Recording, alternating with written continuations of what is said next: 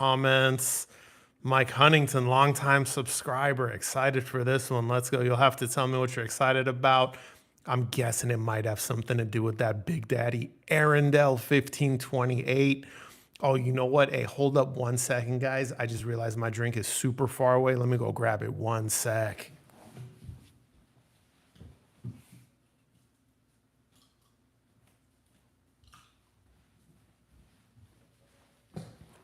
All right, I'm back. Sorry for the unprofessional behavior. Y'all know Nemo propaganda is never fully ready for anything. I freestyle everything. There's no professionalism here. Richard McCoy says, ding dong, hello, anyone home? Yes, sir, I'm home. Guys, drop a comment in the chat. Let me know how the levels are coming through. I got a new mic. This isn't my first time streaming with this mic, but I did notice last time the levels were a little low. I'm using a different cable. It seems like different cables affect the mic gain. There's settings as well, of course, and I've gone through those, but just leave a comment. Let me know how it sounds. Are the levels good? Is it too loud? You know, stuff like that. H. Scott, another longtime subscriber, says, hey, Nemo, what's up? What's up, man? Good to see you.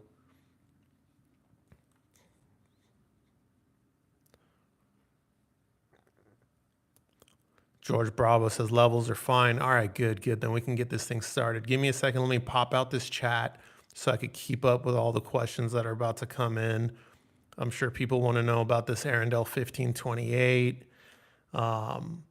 You know, that bookshelf, it's a big dog. It's a big dog. I don't know if you guys can still see the picture of it. I mean, maybe open a second browser just so you could see my thumbnail again for this stream. It's a big speaker. Oh my goodness, 66 pounds. Oh man. All right, comments are coming in. Middle Earth, the 10K cable is solid. Sound is good. I think he's just joshing. All good. Richard McCoy says levels seem good. 3/4 volume on my phone, and you're crisp and clear at a good level. Awesome. I think this is one of those mics where like the closer I get, the clearer it sounds. Like this is me just like a centimeter from it. Then if I pull back to over here, I think the levels start to drop. Either way, whatever. Start asking your questions, guys. What do you want to know about this Arundel 1528? What do you want to know about hi-fi in general? What do you want to know about life? You know what I'm saying? You get into an argument with your wife. Do you want Nemo Propaganda's input? Do you want my 2 cents? I'll give it. You know, you got a question about dogs, cats, construction, cars. No politics, preferably. You know what I'm saying? Unless it's like a joke or something light, that's okay. You want to know about the U.S. school system? You know what I'm saying? Probably not. So let's get some questions about speakers in here. Amplifiers, subwoofers, DACs. Ben says, chatting with you from the airport. Hey, what's up, Ben? Where are you going, bro? Hopefully it's a good kind of travel. You know, hopefully it's not just a work thing. Work trips can be fun too. I travel a lot for work, but it's not quite the same as going out for something fun like a vacation with friends or family. That's a screen name. I'm just going to call you Neos. Hello, Nemo. I would like to ask if you're going to review Spendor speakers, I would like, and a Jadis integrated. Yeah, bro, I have the Spendor Classic 3.1 in for review. I'm actually happy you asked about that because I've been really loving that speaker. It's $4,500 for the pair. You get this beautiful wood finish. It's got that classic look, nice build quality. The Spendor Classic 3.1 will have its review in maybe about a month. If I had to describe the sound, I'd go ahead and say it's like the Bucard S400 Mark II on absolute steroids, my man. It's warm, it's tonally rich, it's a little dark in the treble, you know, so you are going to give up a little bit of your ultimate resolution and mid-range expansiveness. But what you're going to gain in return is just beautiful tonal richness and a really natural sound. If you like a warm sound, you're going to like that Spendor Classic 3.1. And my understanding is that Classic range is Spendor's warmest set of warmest lineup. So not all their stuff is that warm. Think just, like Dynaudio Evoke, but better. Dynaudio Evoke's like 2,200, $2,500. That's really warm. It's even warmer than the Spendor Classic 3.1, but the Spendor Classic 3.1 is almost as warm, even more tonally rich, and just it's a higher level of that sound. All right. I like it when you guys ask me about stuff that's not super popular. It's fun. Oh, and Neo, as far as the Jadis integrated, bro, I never heard of that brand. Let me look them up real quick, see what you're talking about.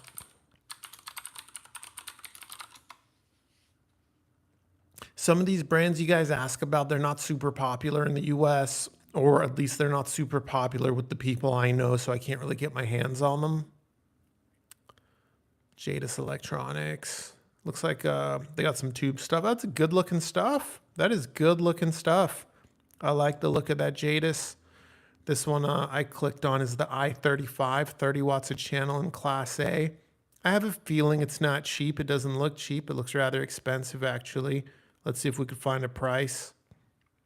Here's an Absolute Sound article from, this is from 2015. These prices have definitely changed, so that's not even relevant, but yeah, that looks expensive. All right, what else do we have for comments?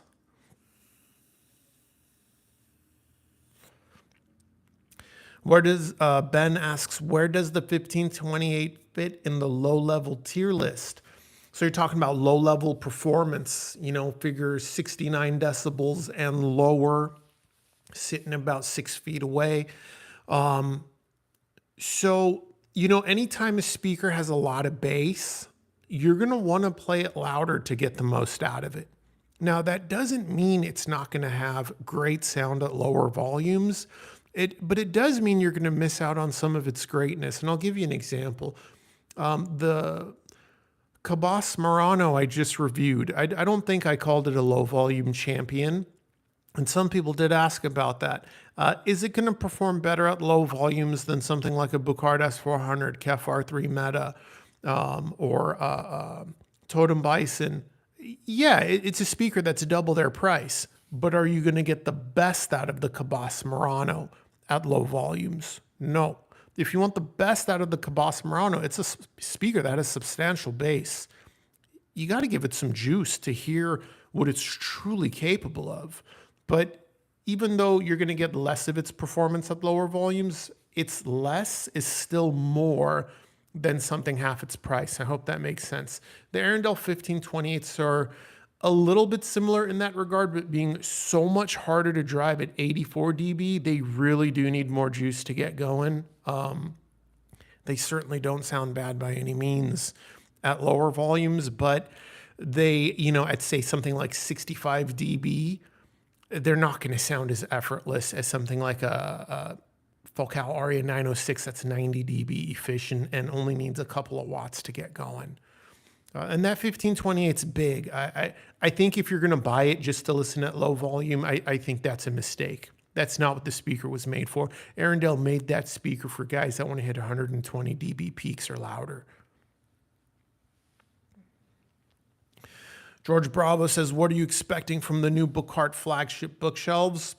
I would expect it to strengthen the deficiencies the current S400 Mark II has, which is, the S400 Mark II's cabinet was much improved from the Mark I, but for the price point, it's still, has a little bit more flex to it than something like a KEF R3 Meta or a Totem Bison, or honestly, most of the $2,500 speakers have a more robust cabinet than the S400 Mark II, so I do expect a better cabinet. In terms of sound quality and fidelity, the areas where the S400 Mark II can't compete with more expensive speakers would be its treble separation, water. So I expect more treble separation. I expect more top-end refinement and more resolution. While the speakers should remain still easy on the ears, right? Because if they just tilt up that treble to accomplish that, that's easy. That's cheating. I expect a little more expansiveness in the mid-range, and I expect a little more separation in the mid-range. Again, that's another area where the S400 Mark II performed very well for its price, but that's where speakers say double the price are going to beat the S400 Mark II. So, ooh, a lot of comments coming in. Love it, love it. Love to see it, guys. Ben Gleason says, headed to Dallas. Nice, nice. Some of my buddies just got back from Dallas, some of my sales guys. Dodd PR says, feeling like taking a day off tomorrow. Do you approve? Dodd PR, I'll say this. I think you deserve a day off. I think you've been working very hard. I think you got a lot going on. I think a lot of us do. I think you bring your very best to the table every day, and I think you deserve a rest. Absolutely, absolutely. And don't let anyone tell you otherwise. If that job says you're fired, if you don't come in, tell them, I don't care. I deserve a day off. What else we got here? Hey, Dave Yurkovic says, hey, Nemo, looking good, bro. Thank you, bro. Thank you. Richard McCoy, how's the look and finish on the Arundel for the higher price point they're in now? Pictures, a lot of the time, don't do the product justice. So, Richard, this is where I got to give you guys a little bit of a sneak peek into what goes on in the background. And here in this live stream, you're going to hear some stuff that I may not mention in the video, just not to hide anything from anyone, but I just don't need to, because my filming quality is fairly low. So if I ever have a product here that doesn't have like a final version of fit and finish, I don't really need to mention it because my cheap camera doesn't pick up on any of that stuff. So the cabinet, the paint, and the color on my 1528 pair are not the final version. And I think that's important to mention. My internals, the drivers, the crossover, the terminal plate, the binding posts, anything that contributes to sound quality is the final production version. But I have the final stage, I have what's called the final stage prototype in for review, which means this is the version the customers are going to get. The only difference might be something cosmetic, like the gray paint they used on that tweeter plate might not be that final color. They might go a shade darker or a shade lighter, or use a different paint supplier. The painted cabinet I have may have been finished by hand, and might have just been done not using the final paint. It may have not been sanded in between coats the same way the final version will be. So the ultimate fit and finish is not the production version. So I'd rather not comment on that. I'd say it's currently what I have is in line with what I would expect from a final prototype that's been moved around, it's been tested, it's not in perfect condition. It's been handled by a lot of hands. They've used it to take measurements and all kinds of stuff. But I'll tell you this, one of the reasons the speaker weighs 66 pounds is it uses a 3-inch front baffle, 3-inch front baffle. So they're not messing around. I would imagine the build quality should be impeccable for the final versions. DDW says, Kabas Murano bookshelf speakers sound fantastic. Yeah, man, they're great. But clarify, are you saying my review makes it sound like they're fantastic, or are you telling us you own a pair and you think they sound fantastic? I'd be curious to know. That's I hope when I review a product, I never care if people buy it or not. I don't, because I don't make my videos to push units. Hold on. But in the case of the Murano, because it's such a deal, I really hope a lot of people bought that after my review, just because it's so good. The value is so high. It's just so undeniable. All right, what other comments do we have coming in?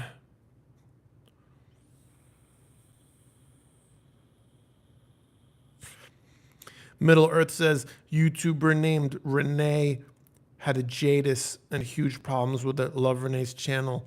Lives in Thailand. I've never seen that guy. Yeah, I'll tell you guys another little secret here about some stuff that goes on the background. In my personal experience and from some of the other reviewers I've talked to, we tend to have something I call reviewer's luck, where we always get the bad version of something. It's very common. I've gotten speakers where the tweeter was just disconnected. I've gotten speakers with the tweeters just crushed in, a ton of stuff damaged in transit. I remember one time Andrew Robinson got his subwoofer from Focal. It arrived damaged. He sent it back and they sent him another one. It arrived damaged. My memory's a little hazy. I want to say it might have happened a third time. I know guys that have gotten amplifiers that were fried.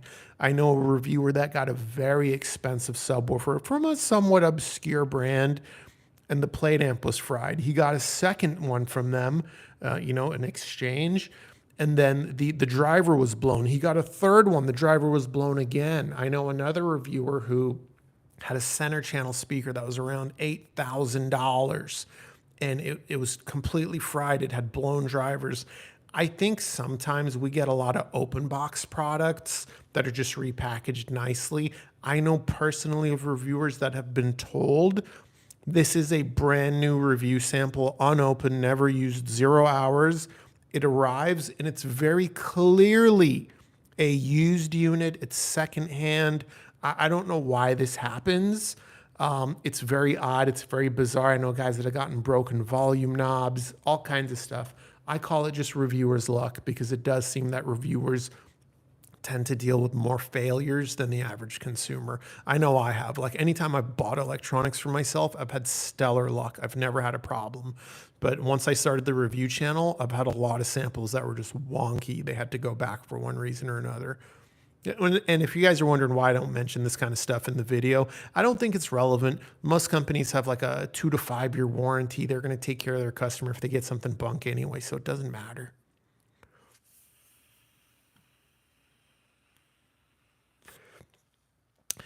BS513 says, does Cabas Murano has the same density and sound as Bucard S400 Mark II? You got my FOMO to upgrade going. Density and sound. What do you mean by that? Do you mean like bass thickness? Of course. The Murano's a bass monster. If by density you mean, how I just talked about 5 minutes ago, the S400 Mark II, how it doesn't have the separation of more expensive speakers, then no. The Cabas Murano is a great example of a speaker that has a much more expansive mid-range than the Bucard S400 Mark II. It has much better treble separation than the S400 Mark II. I love the Bucard S400 Mark II. But if you loved that sound and you're at the point where you're like, I wish I had more resolution, I'm willing to give up a little bit of this warmth. It's just to get a little more resolution, but I still want something that's equally as easy on the ears. I want much more detail. I want much more expansiveness and separation. The Murano is an easy choice. I wasn't exaggerating when I made that review title where I said it's the best speaker of 2024. At the sale price, I truly believe the Cabas Murano is the best deal in hi-fi we're going to see all year. We're almost at the tail end of the year. It's the best deal I've seen on a set of bookshelf speakers. They cannot be beat at $2,200. No way. Ben says, thank you, Nemo. Suwat says, hey, Nemo. What's up, Suwat? I appreciate you, my man. Always nice to see you on the live stream. Looking forward to seeing you next year again at Expono. I'm sure you'll be there. I moved too fast, scrolled too much. Okay. H.H. Scott says, how was the Murano with poor recordings? Very good. It was very good with poor recordings. It did not rip them apart. It has very good sibilance control. So it somewhat slightly fixes poor recordings. You like old Cradle of Filth? No problem. The Murano is going to play it just fine.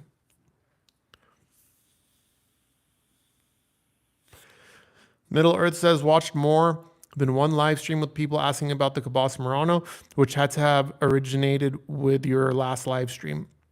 Yeah, it's crazy, like I think we're all used to, and myself included, we're all used to Nemo propaganda being the really small time reviewer because I was, and I am for the most part still pretty small time, but it does seem like I'm starting to have a little bit more of an impact than even I realize.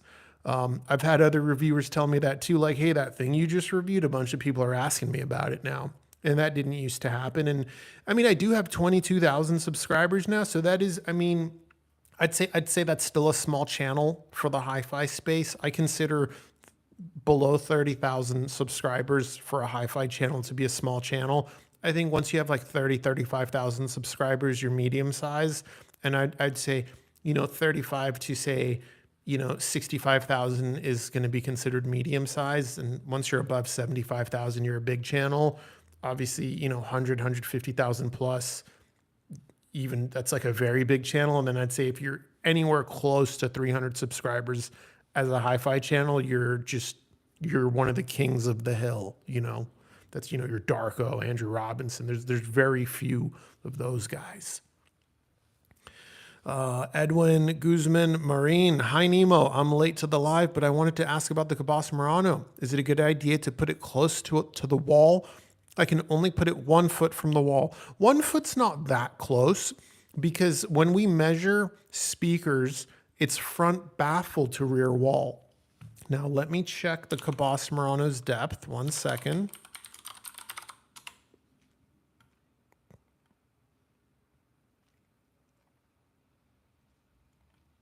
Let's go to their specifications. Come on now. Dimensions. Of course, man. Of course. Let's just go to Upscale Audio's website. Shop. Bookshelf speakers. Let's type in Murano. Stay with me. I got a reason for doing this because this is important for everyone to know this.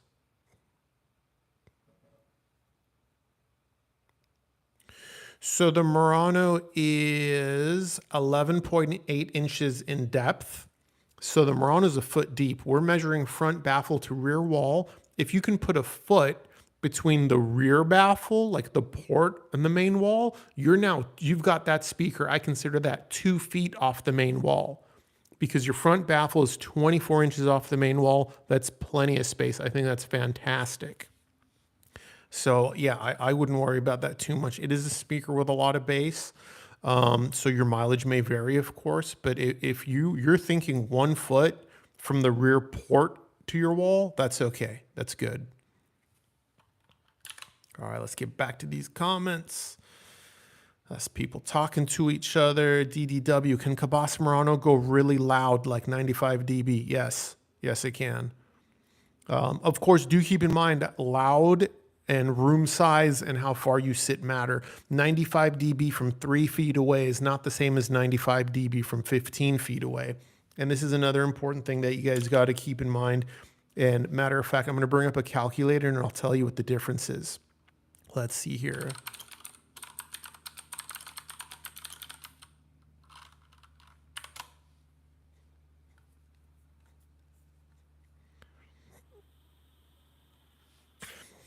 So let's say we're 5 feet away from a speaker and we're at 95 dB, okay? Versus, let's say, 8 feet. Let's do 8 feet, I think those are realistic differences. So 95 dB at 5 feet is going to turn into 90 dB at 8 feet, okay? So here's the interesting thing. Let's reverse it. Let's say we want 95 dB at 8 feet. Let's see what that becomes at 5. Oops, I reversed my calculations. So if we want 95 dB at 8 feet, that's 99 at 5 feet, okay? Let's continue that 8-foot example, and let's say, actually, you know what? Let's change. Yeah, I think 8's good. That's about how far I sit. So 95 dB, 8 feet, my room, no problem. But let's say your room's a little bit bigger. Let's say you sit 10 feet away, right? Let me tell you how much louder that would be in your room.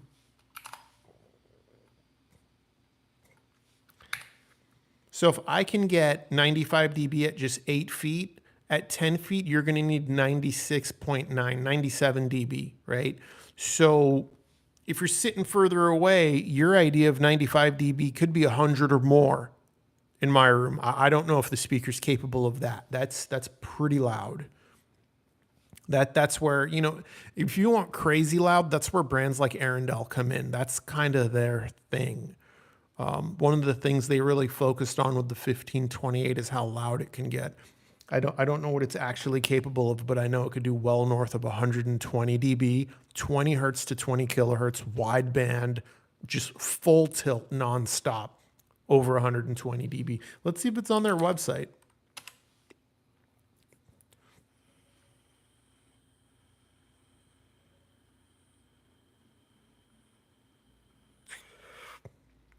Man, you got to scroll a lot to get to their specs.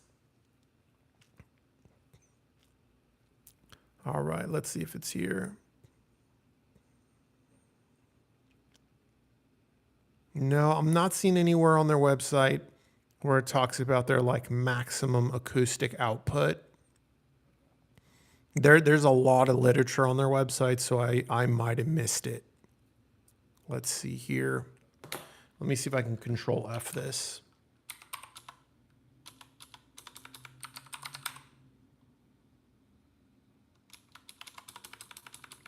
No, I don't see anything. Maybe those tests are still coming. It is a very new speaker. What else we got? Who is this?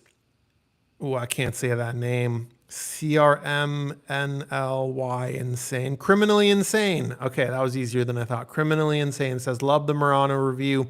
Also not sure why you have to ask people to watch videos through to the end.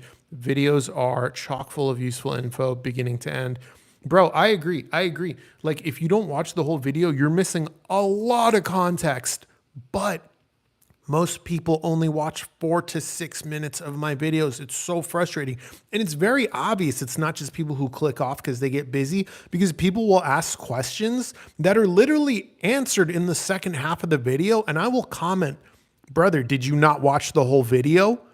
And they literally reply, I didn't, sorry, I'll go back and watch the whole thing, because they can see I'm kind of frustrated that they're asking a question that the video literally covers. It happens all the time with comparisons. Like, you know, if I, you know, when I reviewed the Murano, I compared it to the R3 Meta, and then someone will literally be like, how does it compare to the KEF R3 Meta? And I'm like, bro, watch the whole video. The info's in there. It's really frustrating as a content creator because I make my content to be consumed as a whole. If you're not consuming my content as a whole, you're going to misunderstand what I'm saying. You are. Do you know how many people didn't watch my entire RSL 10E subwoofer review? And they're now walking around thinking the RSL 10E outperforms subwoofers that are like 5 times its price. Don't get me wrong. The RSL 10E, it competes up to $1,000, no doubt. But like, I get people asking me, how does it compare to a REL S510? Like, what? Why would you even ask that? If they watched the whole video, they wouldn't have asked that question. But whatever, man, it is what it is. You know, we live in a world where, especially the younger generation's attention span has gotten so short. People just have a hard time tuning into something. You know, they want that instant gratification and whatever. You know, it is what it is. Personally, I watch most people's videos the whole way through. And if for some reason I got to leave or I got to jam, I have YouTube Premium. So I just like lock my phone, put it in my pocket and carry on about my day. If I'm on my PC and I got to take a phone call or something, I'll let the video play and just turn down the volume all the way. I'll do that with people's live streams all the time just to help their analytics. But whatever, it is what it is, you know. What else we got here? Slickman Elite, another longtime subscriber. Have you ever heard the Def Tech Descend subs? Nah, bro, I emailed them right away when those came out a couple of years ago, and crickets, they didn't reply. But I'll be honest, it doesn't look like something I would like. It doesn't. And if you want me to bench race a little bit, I'll tell you why. Let me go to them. Make sure I'm just not misremembering here.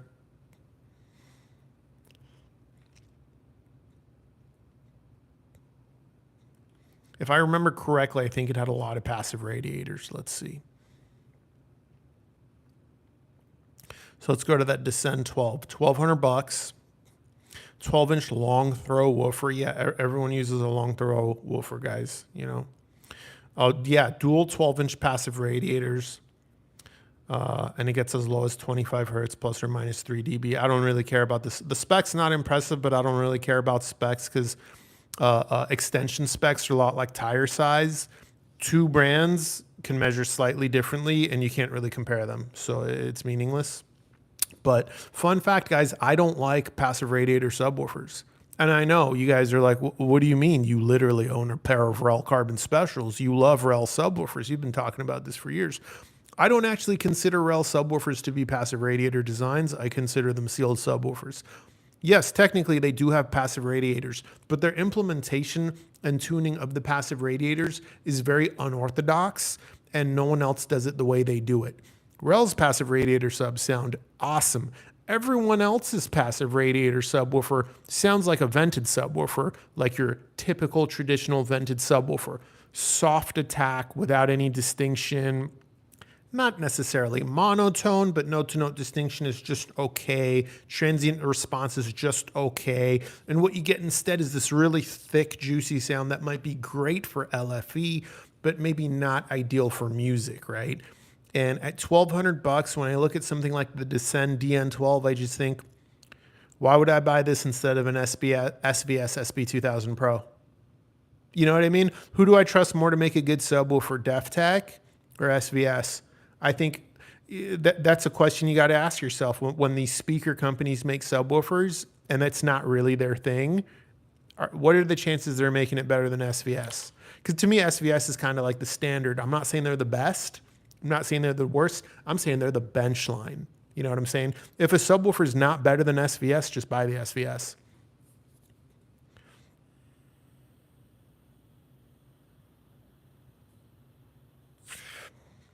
Suwat says, Nemo, did you want to come grab some Thai food with Ben and I next Expona? Yeah, bro, I fuck with Thai food. I like Thai food a lot, bro. I'm like basic when it comes to Thai food. I'm gonna get some kind of yellow curry, or I'm gonna get some pad Thai. I love noodles. You know, I'm not doing any of that weird exotic stuff. I don't like tendon and like flank and tripe and crap like that. But yeah, bro, who doesn't like Thai food? You know, it's fantastic. I lost my place. Hold up, guys. I found my place. Ooh, that's a screen. Oh, Neo's. It's Neo's again. Neo says, as you mentioned before about the 3-1 Spendors are suitable for low wattage tube amps. It depends, bro. It's if my memory is correct, that's another speaker that's 87 dB. 87 dB is not easy to drive, nor is it difficult to drive. It's about average. Let me look up the spec just to be sure. Make sure I'm not talking out of my neck here, you know.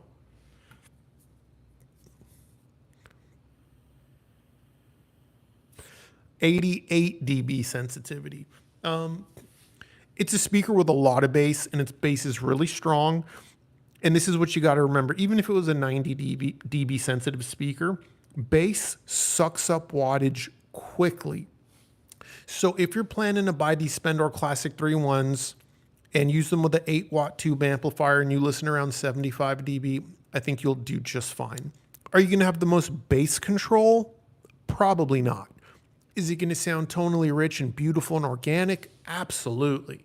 Because again, bass sucks up wattage quickly, especially those lower frequencies around 30 hertz. It will take up all 8 watts of that tube amplifier very quickly. Let me make sure that's what you said, actually. You just said low wattage tube amp. If you mean low wattage, like less than 8 watts, I wouldn't do it. It's a bass heavy speaker. I don't like mixing bass heavy speakers with low power tube amps unless it's something like one of Thomas and Stereo's designs, his Galleon tube amps, like his EL34, I think is 25 watts, and it's very powerful for 25 watts. His TS120 SE, I want to say, is 30 watts, and it's very powerful for 30 watts. The Brunoco Terra at 20 watts is a very powerful 20 watts. But if you have something like a Wilsonton R300B, that's 8 watts. You're going to find the limit. So it depends. 75 dB or less, I think it would be all right. But, and again, distance really matters. I'm talking 75 dB at about 6 feet, you know.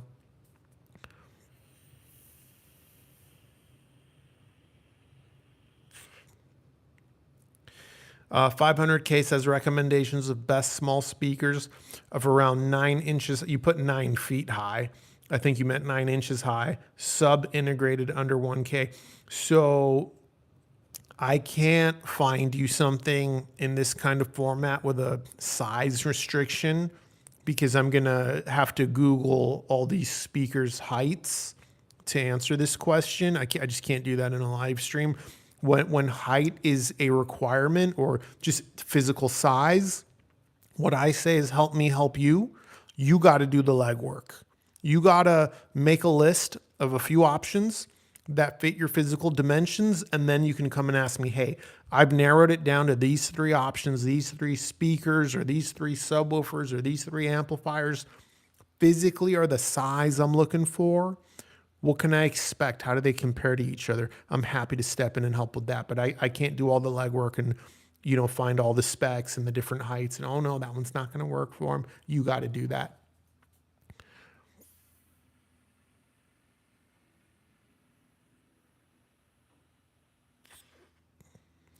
Sean B says, isoacoustic Aperta stands and the metal finish would look really nice with those little speakers below your TV. Let me look that up, bro. I'm a sucker for aesthetics. I'm a sucker for aesthetics and accessories, bro. So if you got something steezy for me, I might be a buyer. Dude, no. No, I don't think that would look good at all. Those are the Supermon minis. That stand is going to be way too big for the Supermon mini. That's going to look terrible. It's going to be like this giant platform for this tiny speaker. No, man. I don't think they got anything small enough for that to make sense, bro. I mean, here, I'll hop on their website real quick. Let's check the width of these things. I mean, I'm not saying like, yeah, these just never really did it for me. I mean, it looks like the smallest one is 6.1 inches wide. Yeah, that's not going to fit. The Supermon Mini is way too small. It's going to be way too big for the Supermon Mini. I think the Supermon Mini might go through the middle of that stand.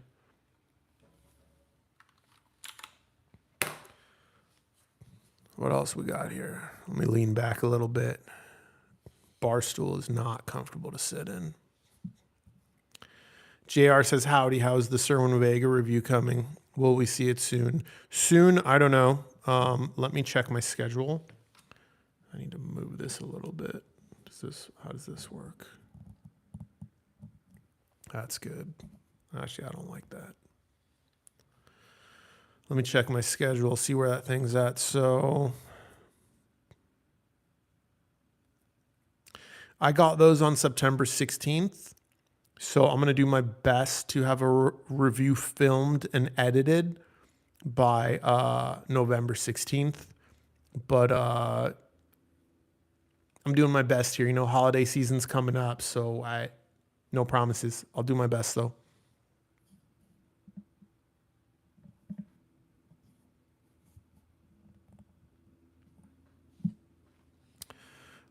Kay says, hi, Nemo. Just inherited a pair of Dynaudio Evoke 10s. Could you help recommend an... Oh, I lost my place. Hold on. Let me get back to that. Can you help recommend an amp that would be a good sonic match? It's 84 dB sensitive, 6 ohms. Thanks. Yeah, so Dynaudio Evoke 10s. Let's remember, I haven't heard them. I've only heard the Evoke 20.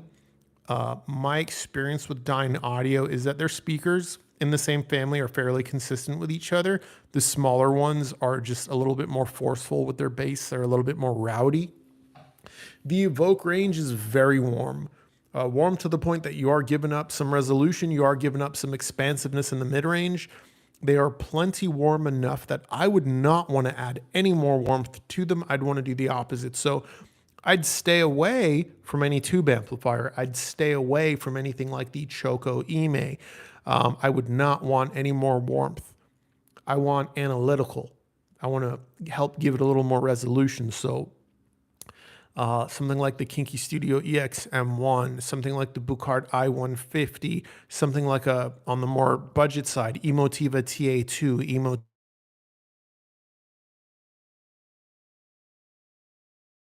engine too warm, I don't want that. I want analytical for Dynaudio Evoke, as analytical as possible. Even some of these Class D amps, I'm not familiar with them, so I can't really comment, but a lot of these Class D amps are fairly analytical. I'd even go with something like that. Something as highly resolving, detailed, and analytical, even to the point it's cool and dry sounding, because the Evoke has so much richness. It's okay. It's going to be fine. So yeah, just something as analytical as possible. JR says, thumbs up, guys. Thank you, JR. Yeah, leap thumbs up, guys. It does help with the algorithm. You know, a lot of people forget to smash that thumbs up button on the live stream. If you don't know what that does, the more thumbs up you put on the live stream, the more YouTube will recommend this live stream in real time to other subscribers. Because don't think just because you're subscribed to my channel, this live stream is going to pop up on your channel. It's not. There's a ton of subscribers right now that would probably love to participate in this stream. They just have no idea it's happening because YouTube hasn't showed them. But if you leave more thumbs up, it's more likely to pop up on their recommendations page. DDW says, I bought a pair 3 weeks ago and they sound fantastic. I don't know what you're referring to, bro. I'm sorry. Hold on, guys. It's drink time. I'm getting thirsty. You know what? I want a sparkling water. Give me 1 second. Let me go to the fridge.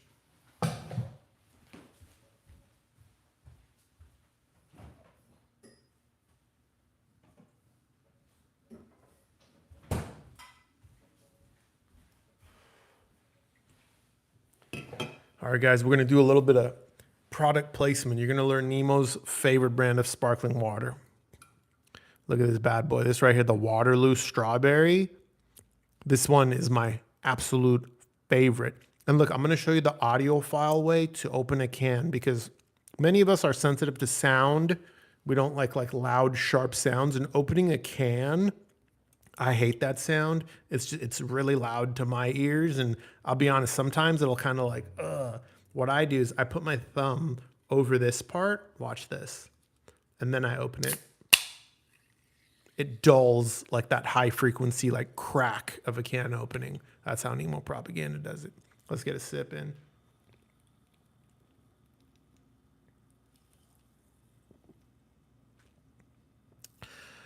That is refreshing. That is refreshing. I wouldn't be mad if these guys sponsored me. I would plug the shit out of this. I will open up every video.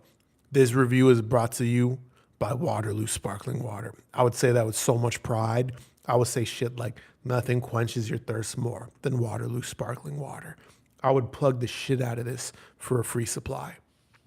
Nemo Propaganda is for sale, guys. Not to hi-fi companies, but to other companies, non-hi-fi. I am for sale. I will happily promote a product that I love to get some free supply of Waterloo Sparkling Water. If anyone knows a rep over there, send them an email. All right, all right. Lee Hammond says, hello from South Wales, home of Rel. Hey, what's up, man? Fun fact, guys, Nemo Propaganda was born in England. Yes, I am English by birth.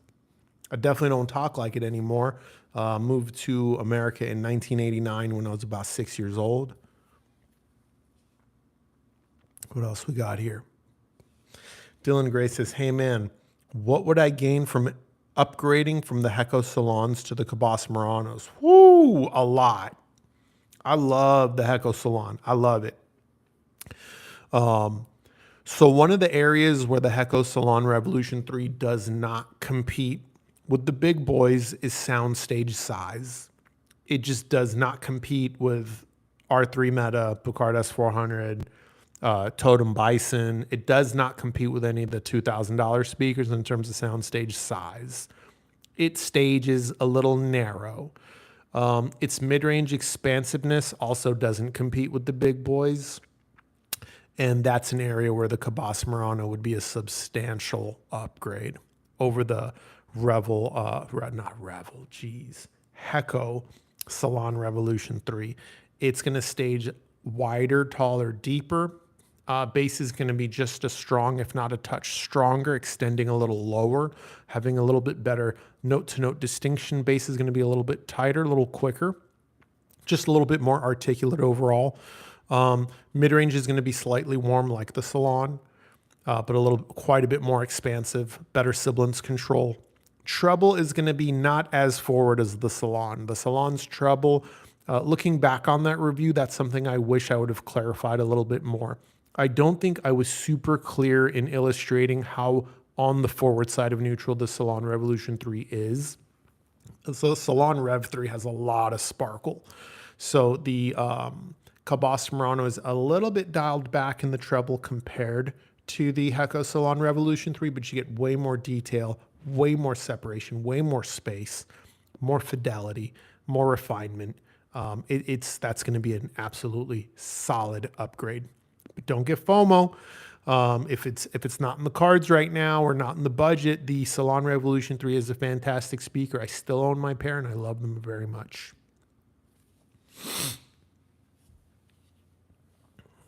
Carlos says, I was thinking of buying that RSL amp you reviewed. Do you believe it would be able to power the KEF Q150? Yeah.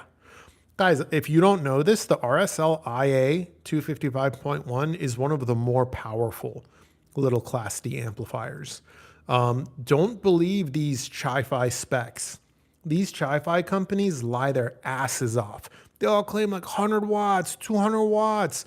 Bullshit.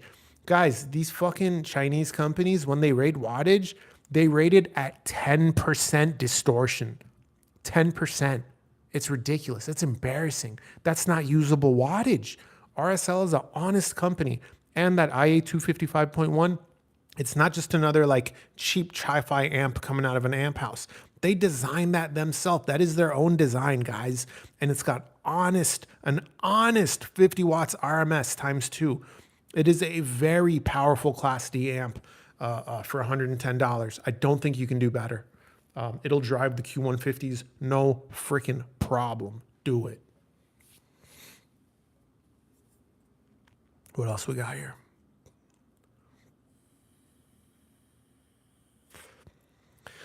Luca, hi. What do you think about the new KEF Q Concerto Meta? Bro, I'm just as curious as anyone else. I think what we're all wondering is how close is it to being a budget R3 Meta? That's what we all want to know, right? Because it looks like a budget R3 Meta. It looks like a vinyl wrapped R3 Meta. So I'm super curious about it. I'm excited about it. I don't have a review sample on the way currently. Nemo Propaganda, again, I'm not the biggest YouTuber. I have a smaller channel, so usually when there's a limited supply of review samples, I'm lower on the totem pole. Now, that's not always the case. I mean, you saw I got the Arendelle 1528 before a lot of people. I get a lot of the REL subs before other people do. So there are a lot of companies that still do show me love, and I really, really appreciate that. But I don't expect every company to make Nemo Propaganda their first priority. You know, these companies, it's a business. Some of these marketing guys, they answer to someone else. And some of these marketing guys, they might get in trouble if their boss finds out you sent one of our review samples that we only had 2 of to a guy with 20,000 subscribers instead of the guy with 100,000 subscribers. So I totally get it. I'm not mad about it. I'm sure I'll get a review sample of that speaker at some point, maybe in a few months, once a lot of the hype has died down. And I'm okay with that. You know what I mean? I am.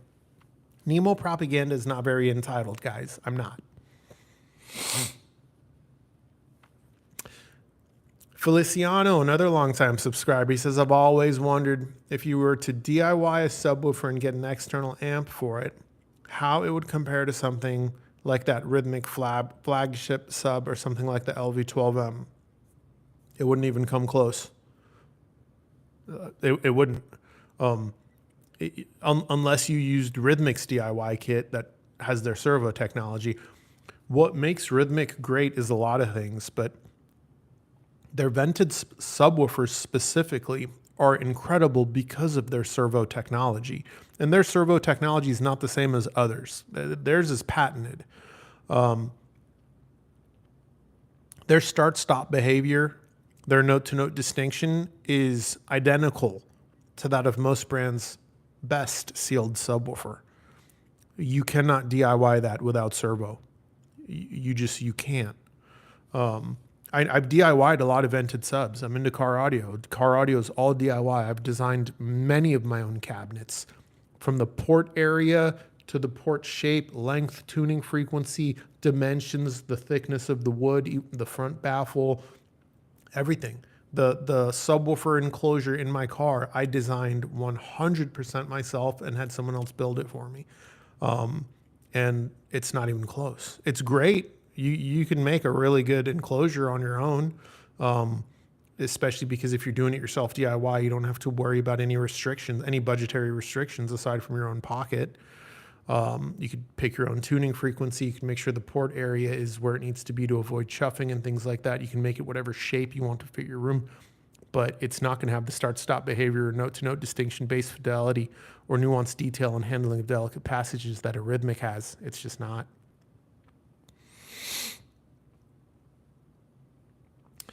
Jordan says, have you ever heard an open baffle subwoofer? I've heard a lot of the exotic designs at trade shows, just like anyone else has, but I don't put too much stock in that because a trade show is not an ideal place to hear something. But yeah, I've heard open baffle subs. Suat says, I have to rewatch videos because my information retention is shit. Marijuana affects the brain. You know, they actually did a study on this. So yeah, you're not wrong, Suat. Marijuana does affect your brain. Guys who smoke a lot of pot, their memory, it's not so much that it's poor. It just depends what's going on. So if you're under the influence of marijuana, your memory will be all right for stuff you did while you were high. And every time you're high, your memory is fairly consistent with your high behaviors. But when you're sober and not high, that's when you have a hard time remembering stuff. Like the stuff you do when you're sober, you remember when you're sober, and the stuff you do high, you remember high. They don't cross. It's this really weird thing. Also, fun fact, guys, I'm not like anti-drug. Smoke up if you got them. I don't care. I don't smoke personally because it makes me paranoid, but marijuana does cause, believe it or not, anger impulse control issues for some people. Yes, weed makes some people violent. I could not believe that. I read the statistic a long time ago, and I had a buddy, when he would smoke pot, like the next day he'd be a grouch, man. He'd be like angry and like argumentative, and it was the weirdest thing. So it's not the like most relaxing thing for everyone for one reason or another, but yeah, bro, look, everything in moderation, you know. That's not my cup of tea, but you know, whatever. Taffy Keefe says, my Totem Storm sub has 2 passive radiators.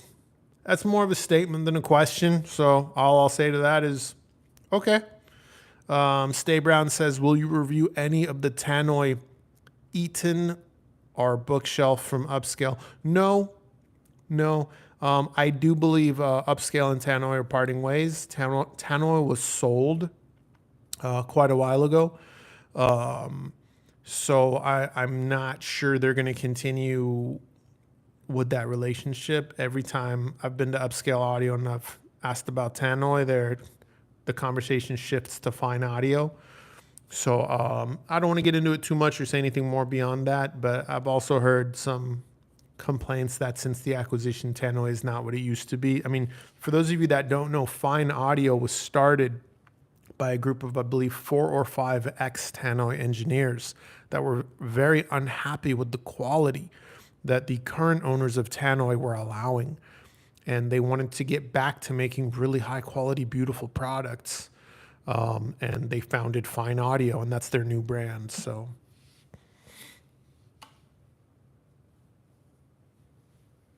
Ben says Swat has to order Thai family style for me. I want to regret it in the morning. Yeah, bro. I mean, look, Thai food doesn't really like mess you up too much. Even if you eat a lot, like it's not like super dirty food. It's like, I mean, I guess if you eat like way too much like spicy shit, you might feel that on your sphincter in the morning, you know, get that fire butt. Ooh, lost my place. Hold on, it's time for another product spotlight. This live stream is brought to you by Waterloo Sparkling Water, the most refreshing sparkling water in the world. And that's a fact. Joking. Let's see what else we got here. Svalbard says the swag level in this room is pretty good. However, I think you need a robot vacuum coming in and out occasionally, not enough to disturb, but just a flex. Like in the background, like I'm just talking, and it's just like, meh. You know, it would be even better than a robot vacuum in the background for flex. Imagine if like from right here, you saw a little fucking turtle just walk. Just a little fucking turtle just go across the room. A turtle with a little chain. That would be a flex. Oh my God. My friend had a little turtle like that, and it would do that. You wouldn't see it for like weeks or months at a time. You'd be just hanging out at his crib watching TV, and then boom, here comes his little turtle, bro. It might have been a tortoise. Yeah, whichever one is the land one, not the water one. I don't know the difference, what the names are, but I think y'all get my point. Rolex DSSD says, yo, what's cooking, Rolex? H.H. Scott says, by the way, I have a Rolex story. If you want to hear it, Rolex, drop it in the chat, and I'll tell you the worst Rolex story I've ever had. Rolex experience I've ever had. H.H. Scott says, a big thing to consider with low watt tube amps is the impedance. If your speaker are good at 8 ohm or higher, like 11 ohm, LS35A or 12 ohm Z speakers, without any dips into the 4 ohm range. Yeah, a lot matters when the wattage is getting low. And the reality is it's just not all about sensitivity. It's not. Sensitivity matters. It's important, but it's not the only thing to consider.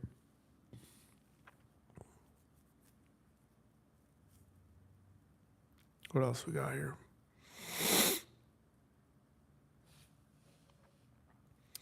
H.A. Scott adds, you'll get a lot more control in dBs out of the amp, even if the sensitivity is low. Yeah.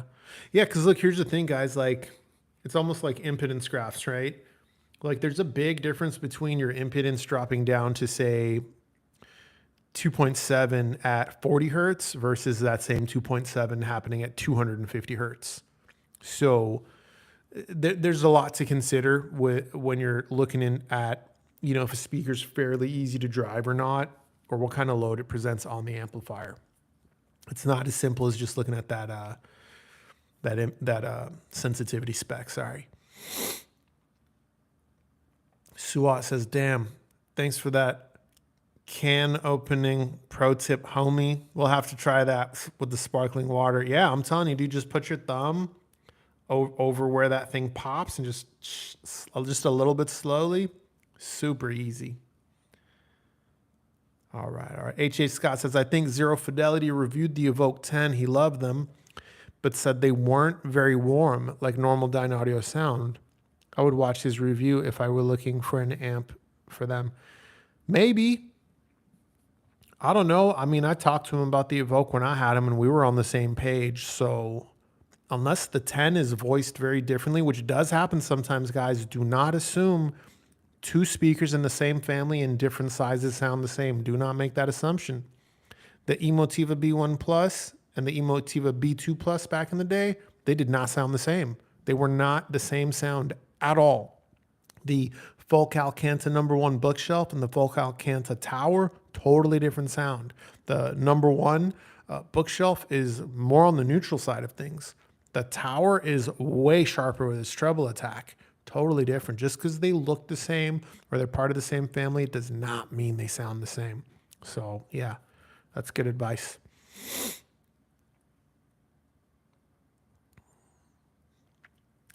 Dan Lee says, should I get Cabas Murano now or wait on Arundel 1528 bookshelf review? I don't want to miss the sale. I mean, do you want to spend $4,500 and have a 66-pound speaker that's huge? Or do you want to spend half that? You know, do you need the output capability that Arundel's capable of? The Cabas Murano, its current sale price presents a bit of a problem for a lot of brands, because if you're shopping for a speaker that's $2,000 or $2,500, the Murano's better than all of them. If you're shopping for a speaker that's $4,500, the Murano is going to compete with those at half the price. Just make sure you look at how big it is. I think that's going to be the biggest hang up for a lot of people. It's big, bro. It's a big speaker, man. If you're okay with that and you need that acoustic output, by all means, go for the 1528. But they're not like worlds apart in terms of sound quality or fidelity and things like that. I'll even go as far as to say the Murano has slightly better sibilance control. My pair is still breaking in, so I don't want to really say much beyond that. The 1528 certainly has deeper extension. It's a larger speaker. It's substantially larger. Hop in my free Discord if you're not in there. I'm pretty sure I put pictures. Let me see what section those pictures are in.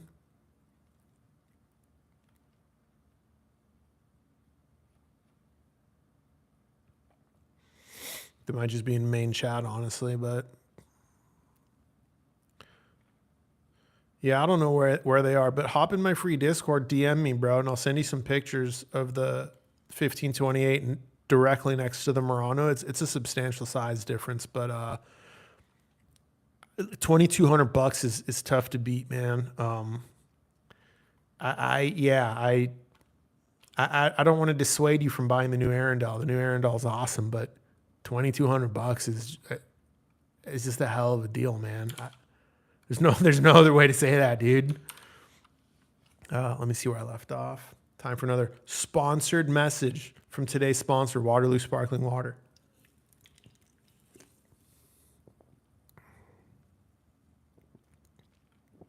Taffy O'Keefe says, Sean from Zero Fidelity claims ATC SCM11 are tilted up in the high end. I disagree and say they are slightly tilted down in the top end. Frequency graph from GR Research shows that too. I don't care what GR Research has to say on anything, just so we're freaking clear. Yeah, I don't know. Zero Fidelity hasn't made a video in a long time. I don't know what you're referring to. When did he say that? I don't find the ATC SCM11 to be tilted up in the treble. I believe I said they were perfectly neutral. From top to bottom is how I described them. So I like Sean. He's my homie, you know, but if he said they're tilted up, I don't think that. No. Yeah, I don't know what else to say. You kind of made more of a statement than asked a question. So I guess that's all I got to say about that. Dylan Gray says, thanks. I'm missing everything you mentioned with the salons, so the Muranos are tempting. Okay, I think what you're saying is you agree with me that the shortcomings I mentioned of the salons, we're on the same page. Like, yeah, the salons are great, but you definitely notice they don't stage as big as something double the price and things like that. Yeah, I mean, dude, guys, when I listen to these speakers for a long time. I try to live with them like as if I bought them for myself. I will not accept a review sample if I can't have them for at least 60 days. I try to put 20 to 30 hours of break-in on everything and listen for 10 to 30 hours as well. Personally, I put a lot of time into getting to know these products. You know what I mean? That's why sometimes I get frustrated when people are like, oh, you said this and that, but this other reviewer, he said something different. What do you think about that? Let me be clear. I don't give a fuck what another reviewer says. I really don't. Because most of the, like, look, I'm not trying to talk shit. I don't know what other people's process is. I really don't. I only know mine. And I know I spend a tremendous amount of time with this shit. And I have a hard time believing that everyone spends as much time with gear as I do. Don't get me wrong. I think some people do, for sure. I think some people take it very seriously. But I think some people rush through it also. You know what I'm saying? So, like, why should I care what another reviewer has to say? Not only that, why should I have to agree with some other reviewer? Let that be his experience. Guys, there's some reviewers I disagree with all the time. Oh my God, it's my favorite video game reviewer just hopped in the chat. Hitman89 says, Nemo is based. Love you, bro. Hitman89, I love you too. Guys, if you like any kind of gaming, PC gaming, fucking console gaming, whatever, check this guy out. His humor is top tier.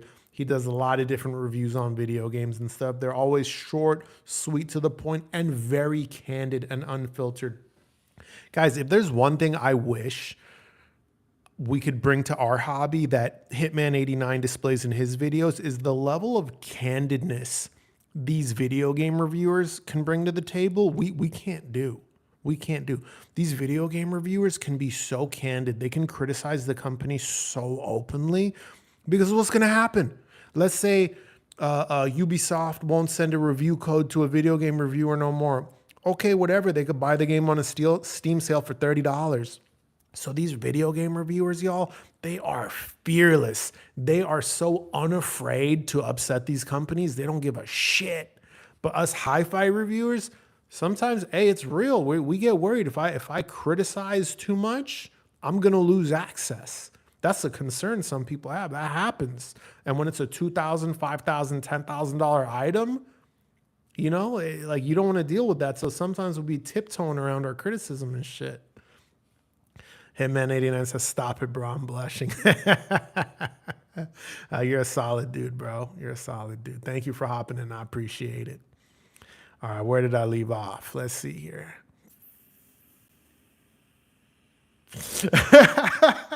You said Ubisoft blacklisted him like 4 years ago. Yeah, man.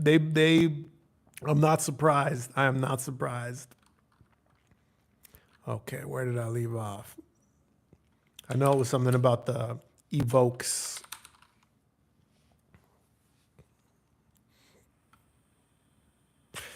All right, I left off on Dylan's. So what's next? Fado says, have you tried any Hagel amps with the CSS Crichtons? I just got my CSS kits delivered. I have a shipped Bifrost. I could use a DAC, but still need something for the amp and volume control. Let me read that again. I didn't really understand that.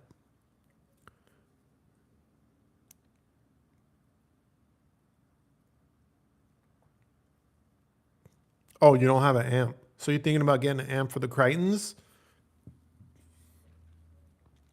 I like Hagel a lot. I mean, I got one right there. That's a Hagel H190.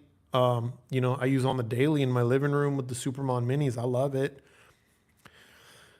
It might be too neutral for something like the CSS. It definitely has the balls to drive the CSS. It's a very powerful amplifier. You know, it's solid. It's not cheap. And the casework isn't anything to write home about for its price point.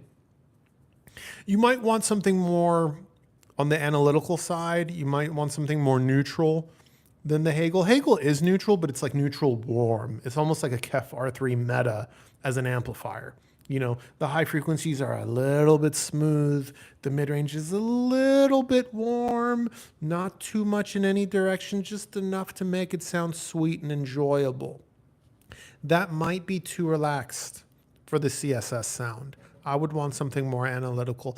On the budget side, one of my favorite recommendations for CSS products is Emotiva. Emotiva makes a really good analytical amp that's an absolute powerhouse. The TA1 or the TA2 is going to be a phenomenal match.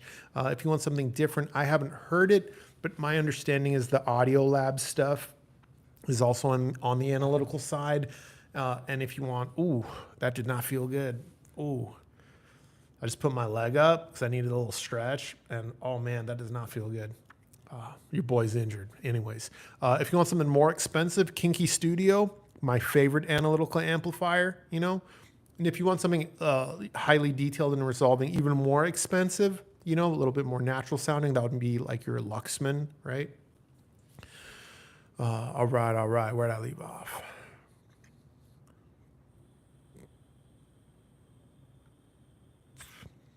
Fado's, he also added, he's looking for something with a solid remote. Kinky Studio EXM1 Plus. There you go. Kinky Studio EXM1 Plus comes with a nice metal remote control, nice beautiful billet aluminum enclosure for the amplifier. That's going to be a badass pairing for CSS. Ooh, that's a name. Hirove Kant says, Aaron recently made a review of the Kef Concerto and comparisons with the Kef R3. Yeah, I saw that. I saw he did that. Aaron's a good guy, guys. If you ain't checked out Aaron's Audio Corner, check him out. Solid dude, very nice guy. Tall guy. I met him at Expona. He was like a foot taller than me, man. I ain't that tall, though. I'm only 5'8". But you know what? I have a lot of pride about my height, believe it or not. I know what you guys are thinking. 5'8" ain't that tall. How are you going to be so prideful about it? I'm going to tell you why. I come from a very little family. My mom is 5 feet tall and my dad was 5 feet 3. The fact that I'm 5'8" is a fucking blessing. Okay. I could not be happier to be 5'8" considering my genetics. I'm a damn giant in my family, guys.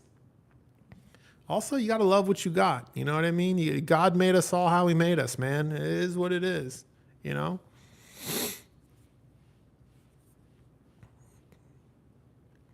Also, if you want, this is something I realized recently, try this. If you're lucky enough that one of your parents is still alive, either one, mom or dad, next time you go and visit them, look at your hands and look at their hands and compare them. You will find some shocking similarities. It's so interesting. My hands are almost the same as my mother's hands, just slightly more masculine.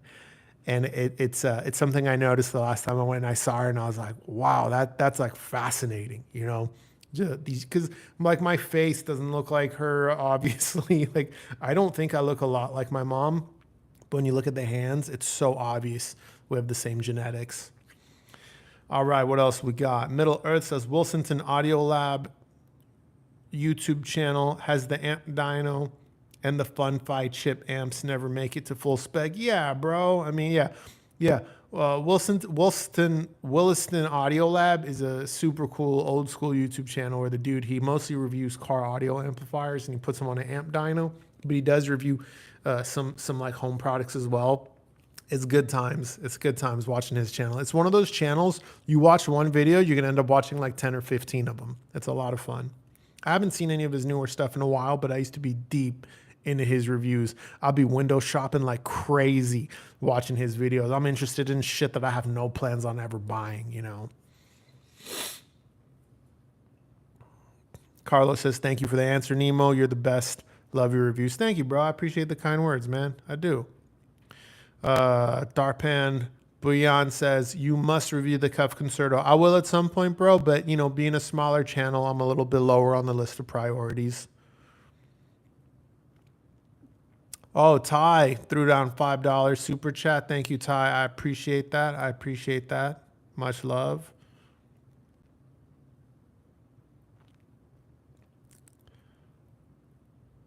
Where did I leave off? Dave says that with a studded collar. He's talking about the turtle I was talking about having in the room. Suwat says Discord is litty. Yeah, the Discord is a good time, man. Hop in the free Discord if you want, guys. The YouTube channels is not the YouTube comments section is not the easiest place to have a conversation with anyone. That's why I have the free Discord. And it's not free for me. I pay $600 a year to maintain that bitch. But I happily do that to provide a space for you guys to like hang out, chat, do what you want as long as you're courteous with each other, you know? Let's see here. George Bravo says, I'd love your take on this. I'm getting married and moving to a new place in approximately 18 months. Should I stop getting hi-fi gear until I move and get to know the acoustics and dimensions of the place? Yes. 100% yes. That is such an easy one for me. 100% yes. I'm not a fan of rushing upgrades. In any hobby, like let's say you got a new car. Let's say you got a Audi A4 and you wanted to like tune it and, you know, with like an ECU tune for more power. Let's say you wanted to upgrade your turbo, you wanted to get suspension, wheels, and tires. I would say do not do that all at the same time. Don't do that all at the same time. Drive the car stock first for like a month or two. Get to know the car as it was intended to be. Learn the car. And then do your upgrades one at a time. Now, some upgrades you might have to do together. Like if you're going to do a tune and a downpipe at the car, it does make sense you do those at the same time. If you're going to get wheels and lower the car, it does make sense to do that at the same time so you have the right fitment, right? But it allows you to more appreciate the upgrades when you do them one at a time. And when you know the foundation of what you have, it allows you to appreciate the upgrade more as well. And should any problems arise, it's easier for you to identify them and perhaps make tweaks to account for that and fix that. So I would absolutely get to know your room before you just start shopping for a room you've never been in. 100%.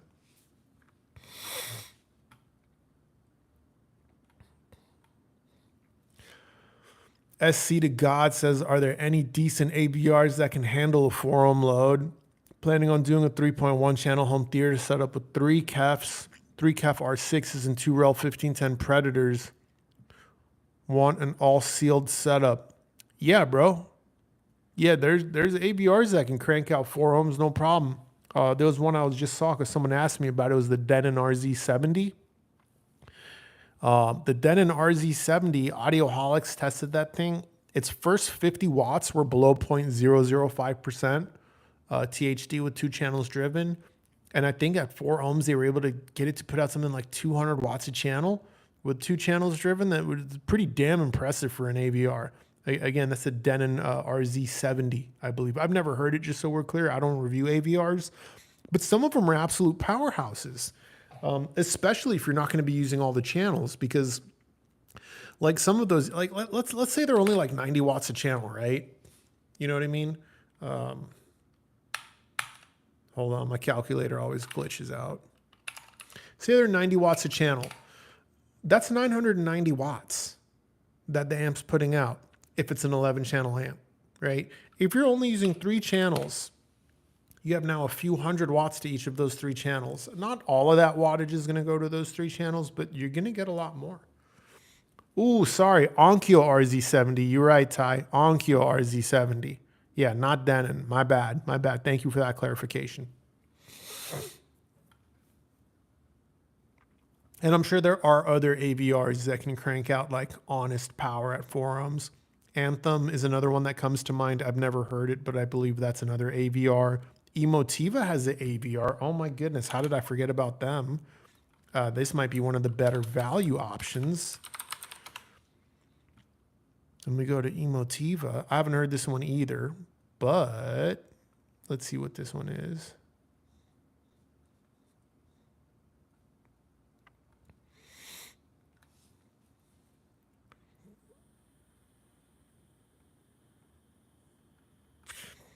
Yeah, $1,600. Basics MR1L 9.2 channel Dolby Atmos DTS-X cinema receiver. So this is 9.2 channels. And if we look at its specs, it's got a bunch of HDMI ins and outs, all kinds of stuff. Let's get to its power. Because if you're buying Emotiva, rest assured it's going to do 4 ohms, no problem. Emotiva is an amplifier company, and they put out good solid power. I never had any problem with the Emotiva driving 4 ohm load.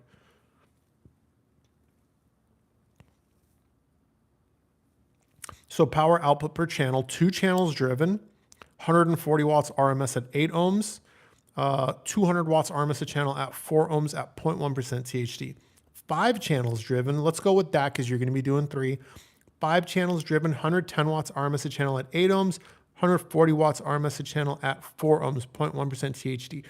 The only problem is, let's see if they tell us.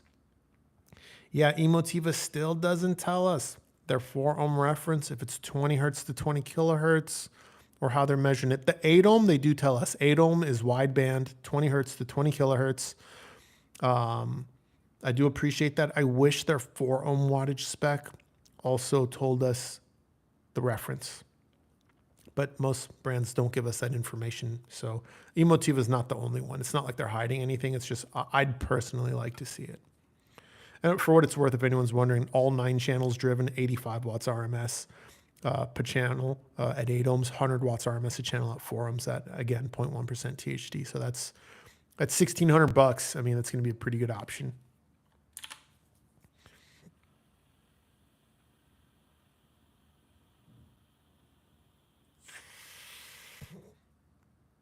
Shit, where I leave off.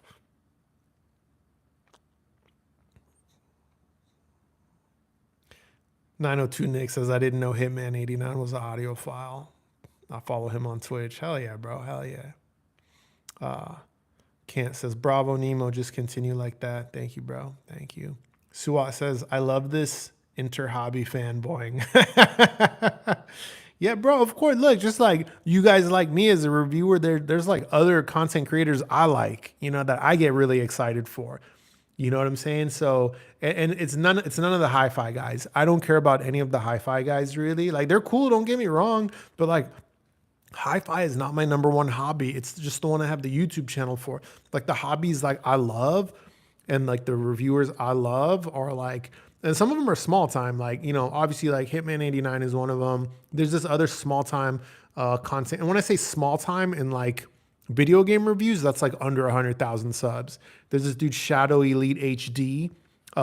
He does like a bunch of JRPG reviews, and that fool is hilarious. I love him. There's this gun channel I follow, Nightwood Guns. Dude is super cool. And he's into anime too. Like he's got these anime figurines in the background, and like sometimes he's done reviews where he covers like guns in anime, and that's super cool.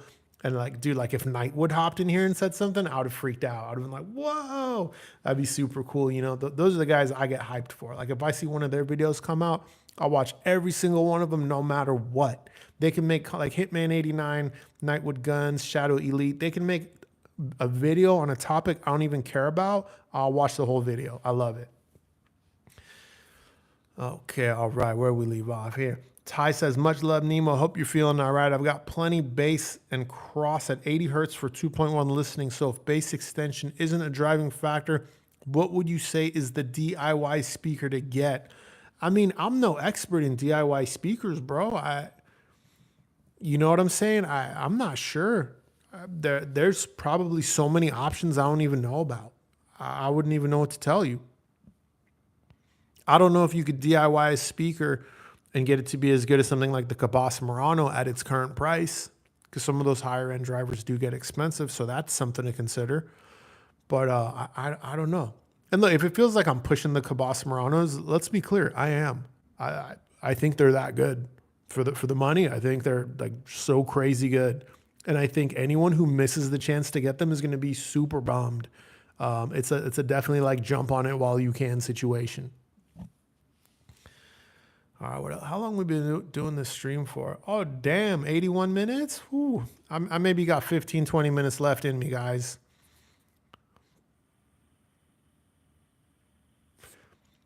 Ben Gleason says, have you had a Luxman in for review?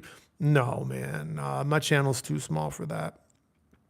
Sammy Debs, another longtime subscriber. Good to see you in the live stream, Sammy. Says he loves his Kinky Studio EX M1. If I remember correctly, I believe you just ordered a pair of Murano. Congratulations, Sammy. That's going to be a fantastic combination. Lance Uppercut. Hey, Nemo. Another great review with the Cabas Murano. I have the Triangle Comet 40th and love the tone of it. How does the Cabas tone compare? Thank you in advance.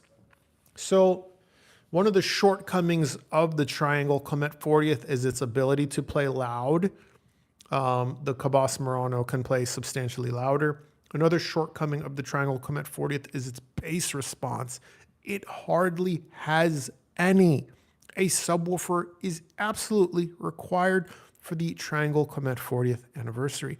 The Cabas Murano, a subwoofer, may be optional for some customers. It has a substantially fuller sound. That fuller sound of the Murano means the mid-range is going to be thicker and fuller and more lifelike. Kick drums are going to have more realism to them. The Murano is on another level compared to the Triangle Comet 40th. And again, a strange thing about the Triangle Comet 40th is its tonal character changes based on volume. At really low volume, it almost sounds more like a KEF R3 Meta, but with light bass. But then when you crank the volume, it almost turns more into a Focal with that more brighter, energetic French sound. I mean, this is an easy one. Like, the trend continues. There's nothing that costs $2,500 that even comes close to the Cabas Murano. The Murano is just on such another level. It does everything better, you know. If you were looking for anything more specific than that, let me know and I'll maybe expand on it if I can, but that's about everything I got to say. Hold on, it's time for another product placement of Waterloo sparkling water, the finest sparkling water man has ever seen. You know what's funny? Some people in this hobby, I don't know what it is. They're so gullible. They're going to think that I'm actually sponsored by this company because I keep making this joke. It's crazy. And guys, if you wonder why there's hardly any humor in the hobby, that's why. For some reason, this hobby tends to attract people that are extremely literal. You make a joke and they believe it. It's like the craziest thing.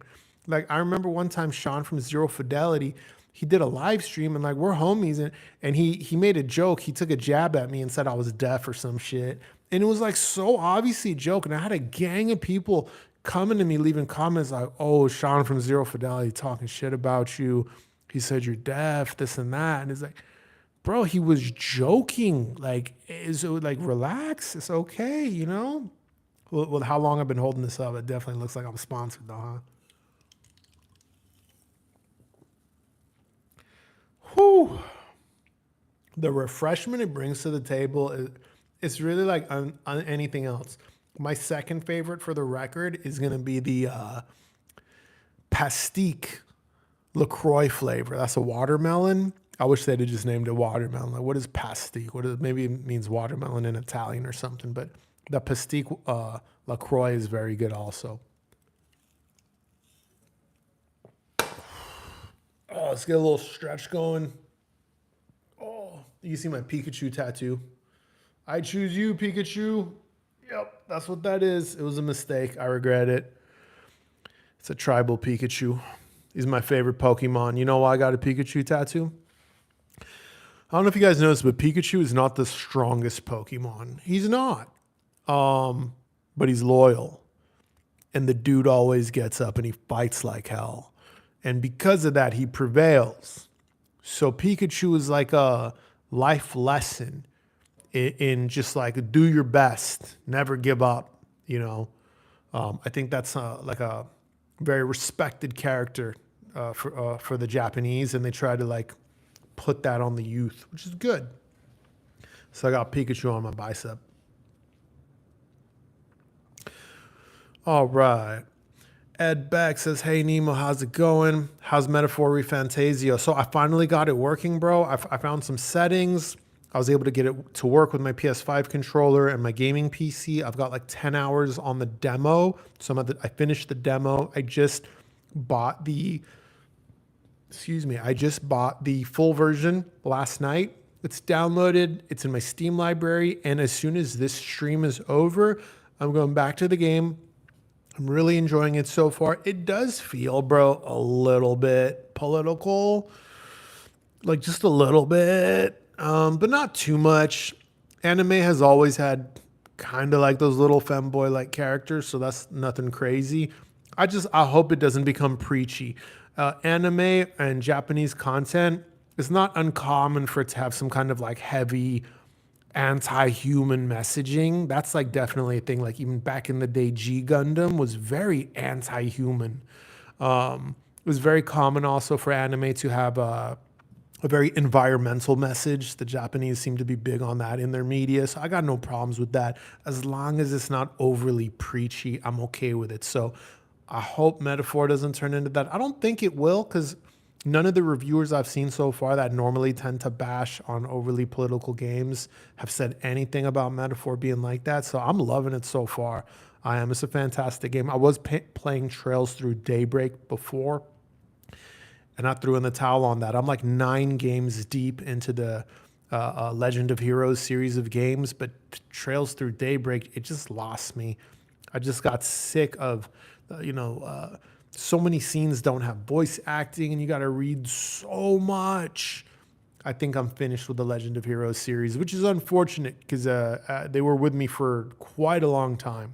I mean, I played Trails in the Sky, first chapter. Then I skipped, I know this is bad, but I skipped to Cold Steel 1, 2, 3, 4, and Trails into Reverie, and then Daybreak. So that's 7, I guess. I'm on game 7.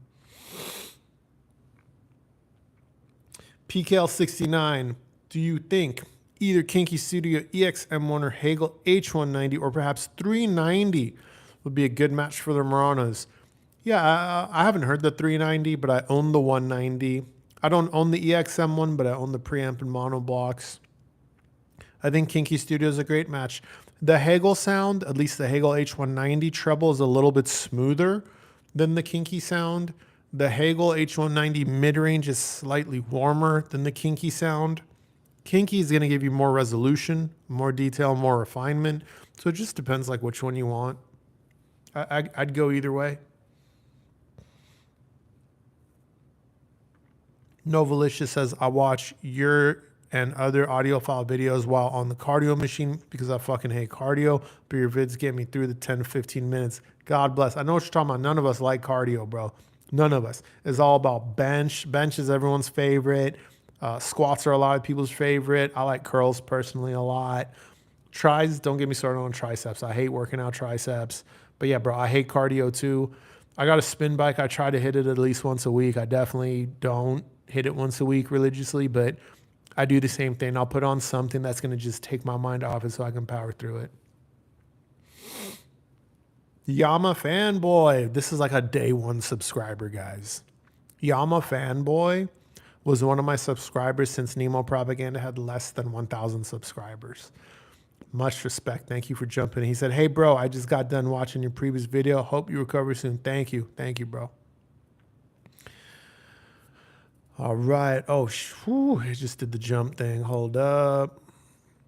Expert says, Nemo, I'm sure you have covered this a million times. Probably not. Anytime someone says that, I haven't, but let's see.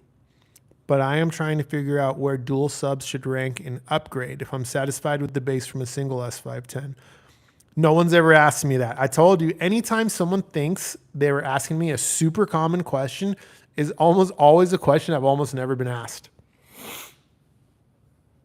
So where they rank dual subs. So, here's the thing. When you already have dual subs and you go down to one, it feels like such a downgrade. It's crazy. But when you go from one to when you can get one sub to sound really good, you can be satisfied for a really long time. Most of the time, I'm using a single subwoofer. I have many dual sub options, but most of the time I'm using a single sub. So if it's theater, okay, let's get clear. Bass is crazy important. It's one of the most impactful things you could do to your theater is get your bass freaking perfect. Get that headroom, that dynamic output, that attack, that rumble as powerful as possible. That's the best upgrade you can do in a theater. So if it's a theater, I think it should be ranked very high on your next upgrade. If it's not theater, if it's music, I think it can be closer towards the bottom because you already have one Rel S510. That's incredible. That's going to be a beautiful sound. A pair is definitely going to be more. But if your amp is maybe lacking, I'd maybe upgrade the amp first. I think it could be one of the last things you add if it's music only. Where'd we leave off?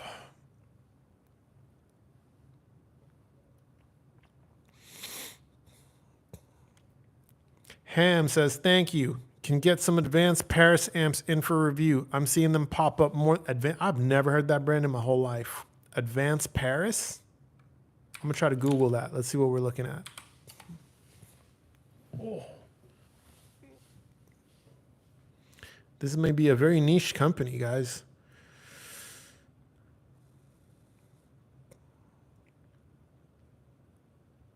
This also may not be available in America. Hi-fi amplifier, let's have a look. Integrated amplifier, see more.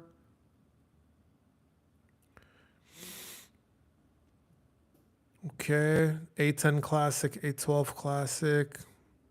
Let's see, what is this? Let's go. A10 Classic, what is this?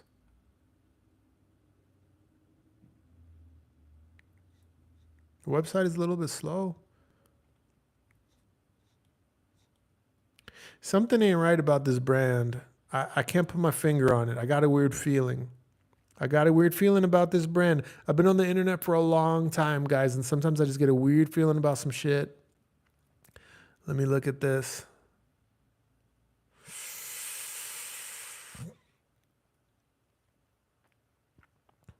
I have this weird feeling like this brand is really trying to convince me it's Italian, but it's not. I have a feeling that's what they're trying to do. That's the vibe I'm getting. Let's see if we can get more information. Designed by Advanced Paris, all rights reserved 2023 is what it says at the bottom. The language options they have is French, English, Spanish, German. That's usually what the European companies do, but I feel like they might not be actually Italian. There's no, okay. For us, only the commitment to results counts. And as such, a pure and warm sound is certainly our signature as a French brand, eager to surprise in order to make a difference. So they're saying they're a French brand. I don't know. Maybe they are. I don't know. I get a weird feeling about it. I don't know anything about them though. I've never heard their stuff. I'm just judging them without any experience, you know? By the way, it's okay to do that as long as you admit that's what you're doing. What's wrong and a terrible habit some of you guys have is judging something without any experience, but saying it like it's a fact. You can't do that. That's wrong. You cannot prejudge something and state it like it's the truth. If you're going to prejudge, if you're going to guess, it's okay. But be clear that that is what you're doing. Like, hey, I'm just guessing here as a feeling, you know, admit that you might be wrong. Like, you know, their website says they're from France, so maybe I'm wrong. It's drink time again.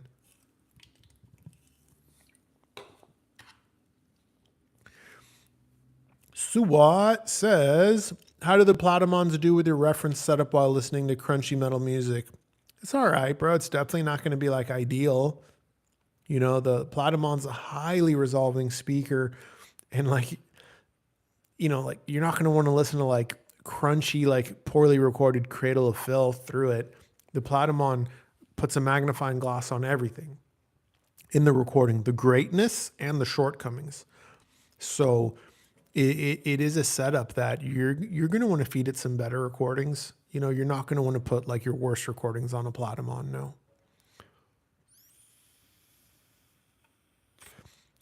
SC to God says, thank you, bro. Lots of good information. Cool, man. Thank you. Glad it was helpful. Mark Gallant says, when I had KEF Q750s, my Emotiva Basics 300 fans kicked on within minutes. It could drive them fine, but forum speakers at moderately loud volumes definitely stress the amp. I don't know if the fans coming on that means you're stressing the amp. I think it means your amp got hot. I don't know if that means it's stressing the amp necessarily. Just to give you an idea, when I use the Arundel 1528s, which are 4 ohm, 84 dB, very difficult load with the Choco Ime. If I put a temperature gun on the case, it's 110 degrees.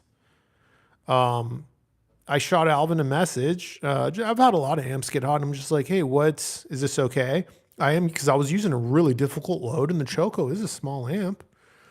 And I just wanted to make sure I wasn't abusing the amp. And Alvin messaged me back like, no, this is fine. That is well within the operating temperatures of the Choco. Continue to listen to it. And matter of fact, if it gets even a little bit hotter, that's fine.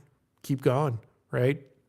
I don't know how you had your Emotiva set up. I've owned a ton of Emotiva amps. I own the TA2. I had the TA100 for a long time. I had the Mini for a long time. I had the Mini Flex that's long discontinued. Those all have fans. I've never had one of the fans for my Emotiva amps turn on. So I don't know if you got it like in a cabinet somewhere maybe, or there wasn't a lot of airflow, or you might also just like have one where the fans come on early. Like this happened to me one time where I had an Emotiva amp and the fans were like just constantly coming on, and I emailed my guy at Emotiva. I'm like, hey bro, I'm like, this thing's like not even really hot when I touched it. And he was like, yeah, man, like some of these like fan modules, some of them are like bunk. I'll send you a new one. You know what I mean? And he sent me like a new one, and I clipped it in, and it was perfect, you know? But yeah, like sometimes you'll just like end up with a fan that just like loves to run for one reason or another.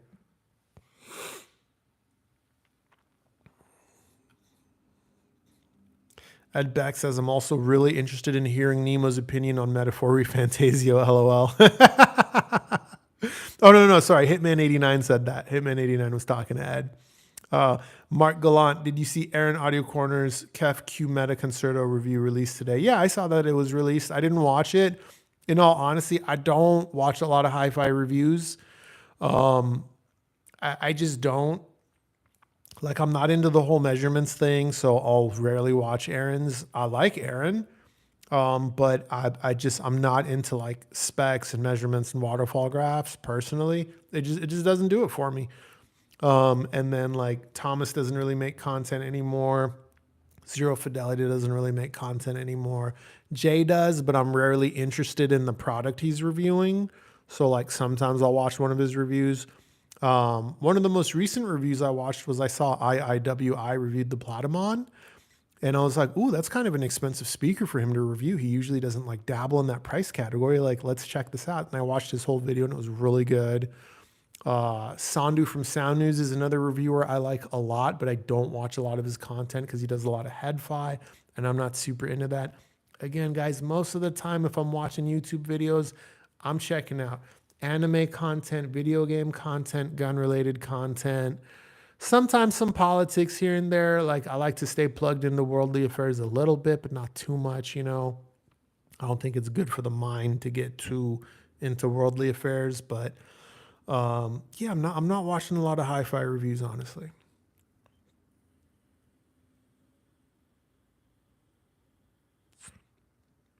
Yama asking the Murano hang with the Platamon? No.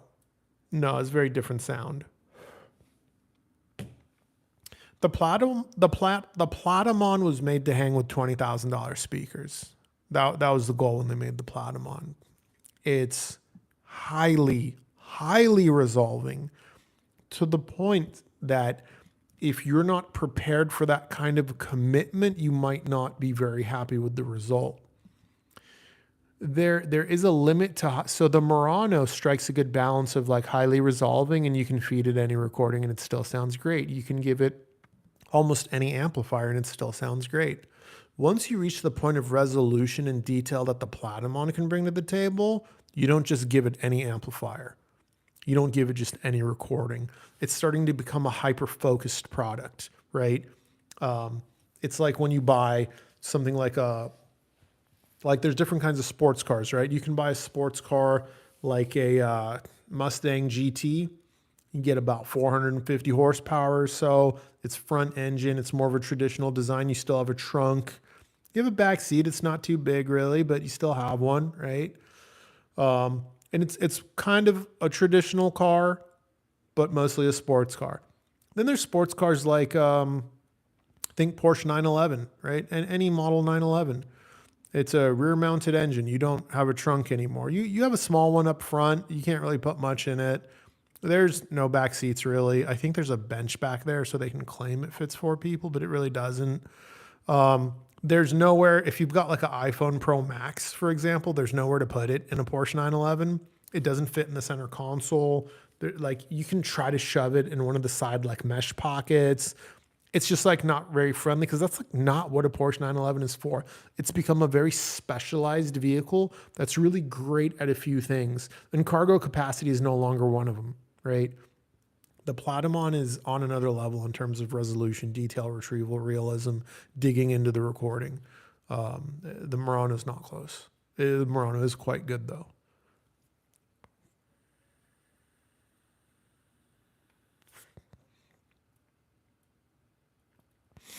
Ed Beck's asking if I'll review other Kabas speakers. Maybe. I did see they had 2 other models that were cheaper. It depends what Upscale's inventory position is on those. If Upscale has good inventory, I will happily review it. I don't like to review discontinued products, but if he's got inventory, I will. I just don't want to review something and then you guys can't buy it if you like it. So if he's got like only a month or 2 of inventory, I probably won't. But if he's like, dude, I've got 6 months or more of inventory, then yeah, I'll probably check out their other stuff.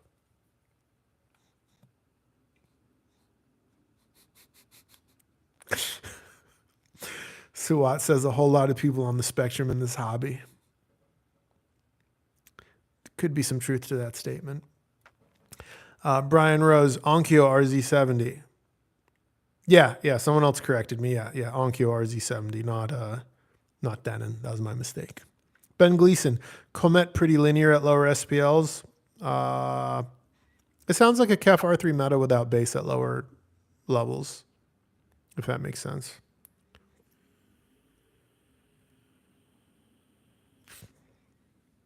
James says he ordered the mahogany Kabas Muranos yesterday. Just the mahoganies are now showing out of stock today. Holy shit, did my review sell out of product?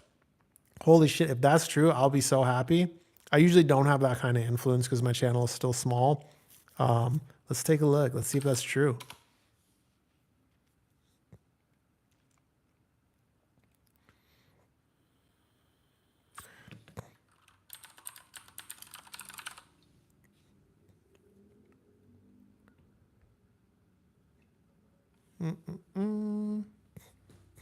So white lacquer is good. In stock, in stock.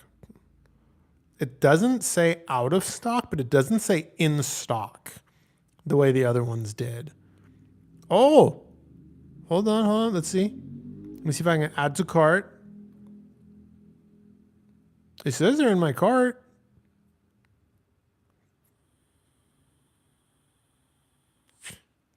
That's weird. I don't know if they're in stock or not because the other two color options clearly say in stock next to them, but the mahogany does not say that. But it doesn't specifically say out of stock either. I'm curious. I might reach out to Upscale Audio and see what they say about that.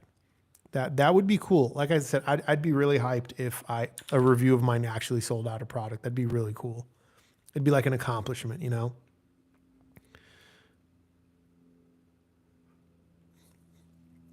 PKL69 says, do you think either EXM1... Oh, hold up. Get out of here. Dude, YouTube likes to think that I want like my moderation tools and it likes to keep popping them up in the chat. I don't want moderation tools. Fuck out of here.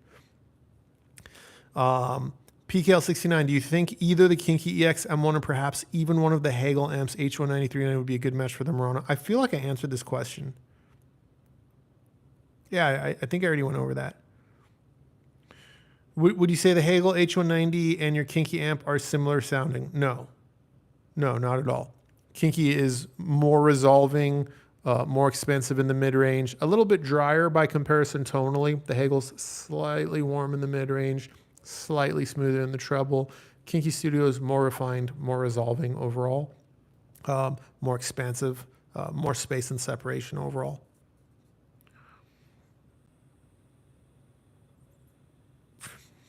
Dylan Gray, a British audiophile, mentioned he thought the Choco could get a little nasally. Did you notice any of that? No, I don't know what he's talking about. I really don't. I think sometimes, like, I don't know. I don't watch Taryn's videos. I think Taryn's cool. I don't have any problem with him or anything. But anytime I hear him criticize something, I don't understand it. I really don't. To me, it seems like, oh my God, what is it? What is this? Hold up, guys. The chat crashed. Give me a second. I don't know why YouTube, this always happens in my streams. Like I'll be in the middle of a stream and then the whole chat just like it crashes saying, oh, Chrome doesn't have enough memory. All right. Maybe it just gets too much data. Let me refresh my page and go back to it. Okay, here we are. Loaded back up. Pop out chat. Full screen expand. All right.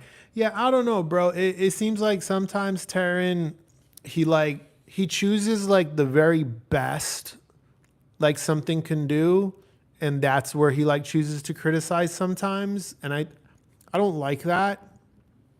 But it's his choice to do what he wants. It's almost like if anytime I reviewed a subwoofer, like whether it be from any brand, honestly, any brand. And every time I was like, you know, but I didn't feel that the transient response was as good as a Rhythmic F12.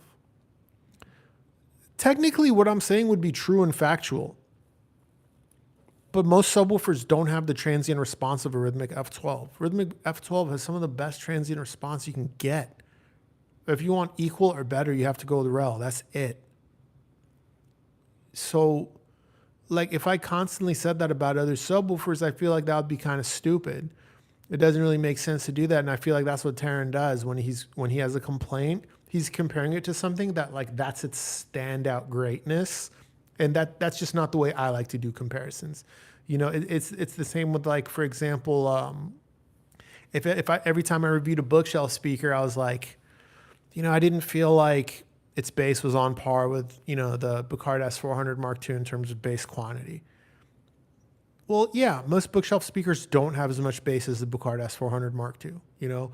Or I said, you know, it's high frequency, you know, detail retrieval was like not as good as the Platamon. Like, yeah, most speakers don't have resolution like the Platamon. So Yeah, and look, I'm not trying to like bash or go on a rant. I know like one of you guys is gonna go and email Taryn and be like, "Oh, Nemo's talking shit about you." Like you guys love to do that kind of shit and be dramatic, but I'm not talking shit. It's just what I've observed.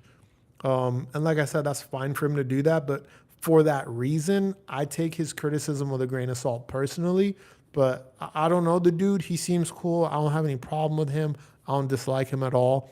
There are people I dislike, and if you bring them up, I'm gonna let you know I don't like those people. Taryn's not one of them. Like Taryn's all right in my book, like 100%. I guess I just fundamentally disagree. You know. DDW, I bought a pair of Cabas Muranos, 2200, and they sound fantastic. Hell yeah, brother. Hell yeah, that's what I like to hear. Adrian, I watched your review about the Murano speakers, so now I'm ordering a pair. Let's go. That's what I'm talking about. Debating if I should get the Cabas stand for the Rialto, so maybe those will work with the Muranos. I'm not sure about that. I saw that too. The Rialto stand sounds like a killer deal because it's $188. It's also on sale. And a good set of stands under 200 is pretty hard to find.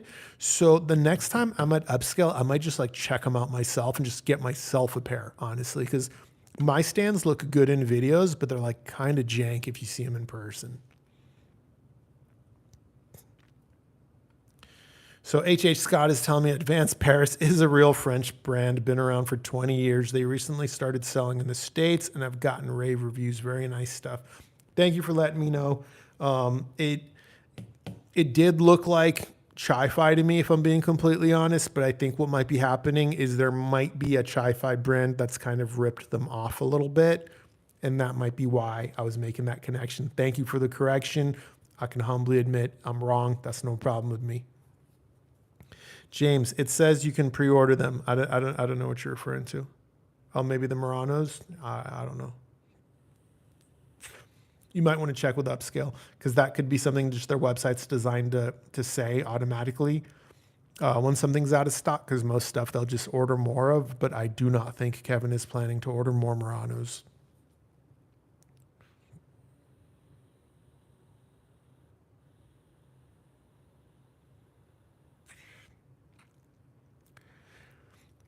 Yeah, so Shreddo says the Arundel 1723 2S beats the REL S810 musically. I owned both for 2-channel setup. This is one of those comments that kind of this bothers me because this shows me that a lot of you guys do not realize that preference and taste are not facts. You can't just sit here and say something's better than something else because you like it more. First and foremost, the fact that you're comparing a subwoofer that has dual 14-inch drivers against a subwoofer with a single 10-inch driver, this is crazy. Come on, this is crazy. Come on, you can't do this. This doesn't make sense.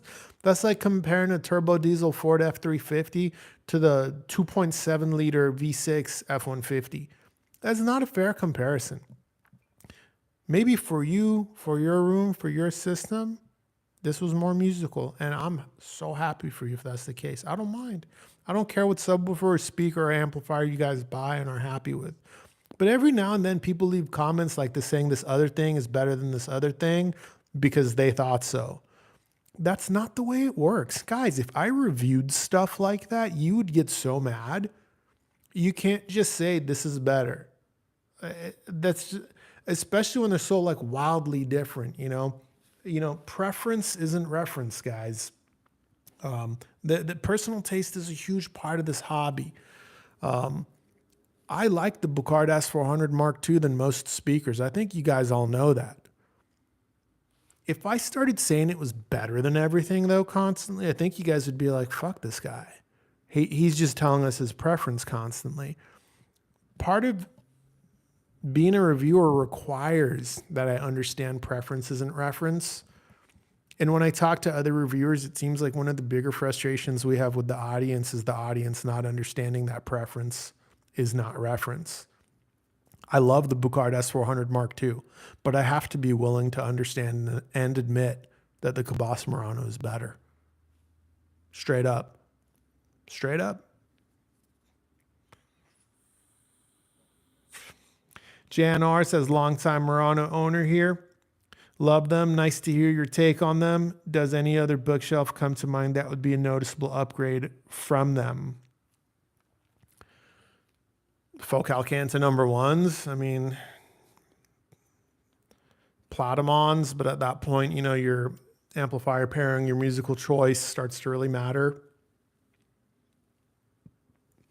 I haven't heard a ton of speakers that are much more expensive than those price points, so I can't really comment. I tend to stick in the, you know, $500 to $3,000 category for most products. It's very recently that I'm stepping into products costing closer to $5,000. You know, obviously something like the Franco Serblin Accordo is an upgrade over the Muranos, but you know, those are like $14,000, $15,000 a pair. That's a great speaker, very beautiful.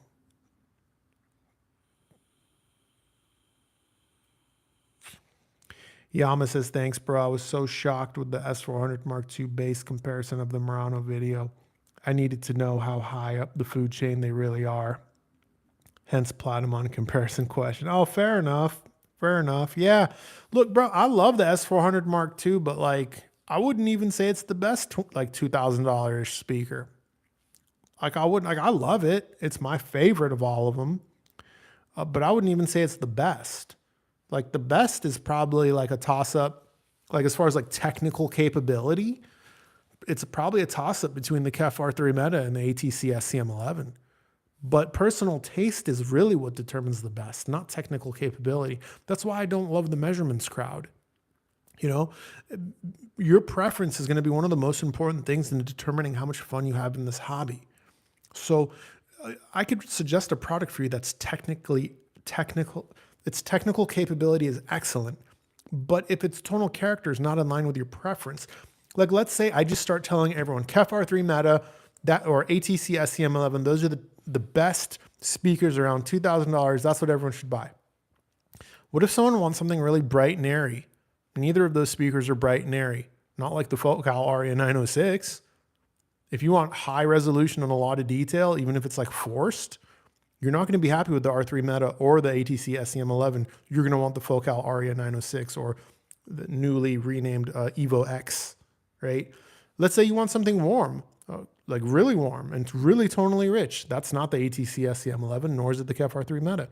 You're going to want something like the Dynaudio Evoke 20, Bucard S400 Mark II, right?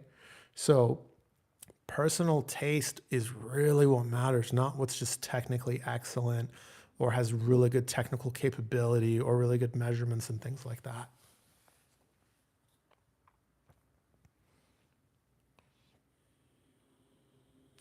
Yeah, Savaro, my Discord is not in my About page. It's in the description of every video. You check any of my newer videos, it's the first or the second link. Or you could just go to Discord and search Nemo Propaganda. My server has its own name.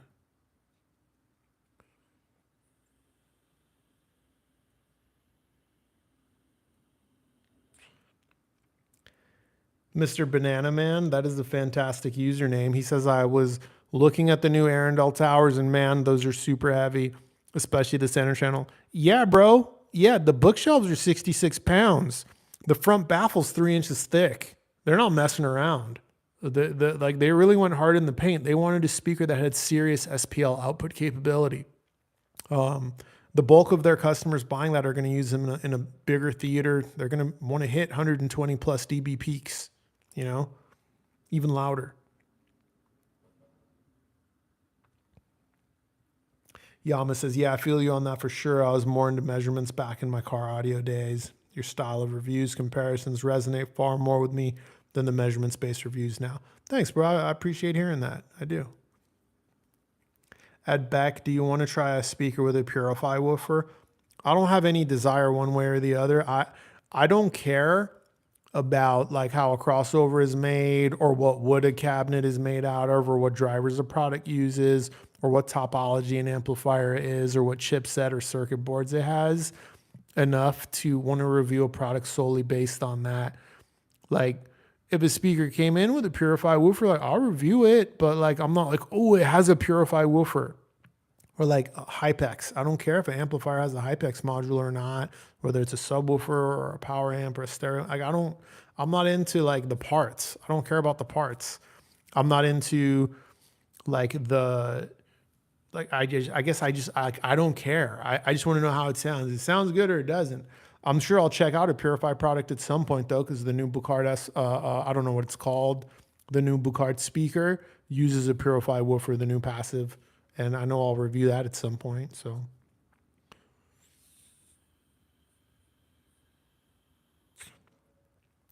H. Scott says you're a real trooper for going this long, bro. Thank you. Bro, I'm an amateur. You remember that other reviewer I told you about, the gun channel, Nightwood Guns? Guys, this motherfucker, I watched him. I didn't watch the whole thing. 5+ hour live stream. What? 5+ hour live stream. He's an animal. The guy's an absolute beast. I'm an amateur compared to some of these other guys live streaming forever. I got a yapper on me though. I could, as long as there's engagement, I could talk. You know, that's no problem for me. When the comments slow down, that's kind of when I throw in the towel, or if I got something to do. Usually this is around the time we wrap up. So I mean, what, 120 minutes? It's about 2 hours. That's kind of a long time to yap for sure. Yeah. Maybe it's time for another sponsorship message from Waterloo Sparkling Water, the greatest stuff on earth. That's someone else's slogan. I shouldn't say that. Who is that? Who says greatest stuff on earth? What drink was that? Come on, my older guys. I know someone remembers. The greatest stuff on earth. What was that? I don't know. All right. Where did I leave off?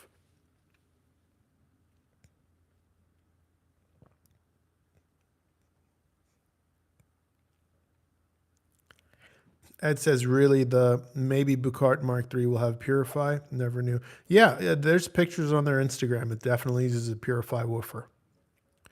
Yama, any communication with SVS about the new PB SB17 series yet?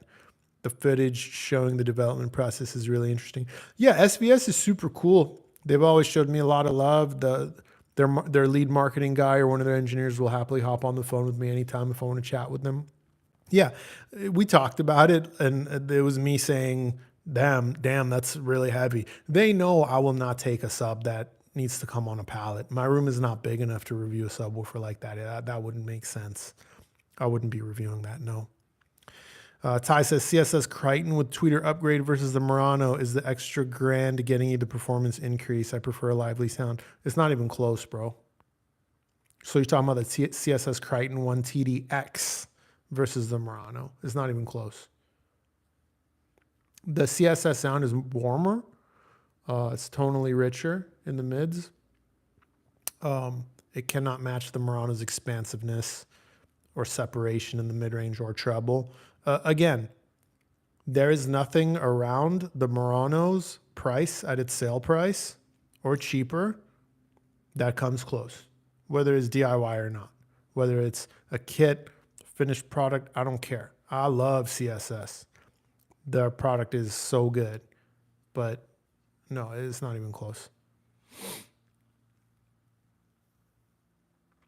H.H. Scott says, LOL, I was saying what at the same time as you when you said 5 hour live stream. That's funny. James, Snapple. Maybe it is Snapple. Best stuff on earth, maybe. Ty says, I know preference is subjective. Just curious of your opinion.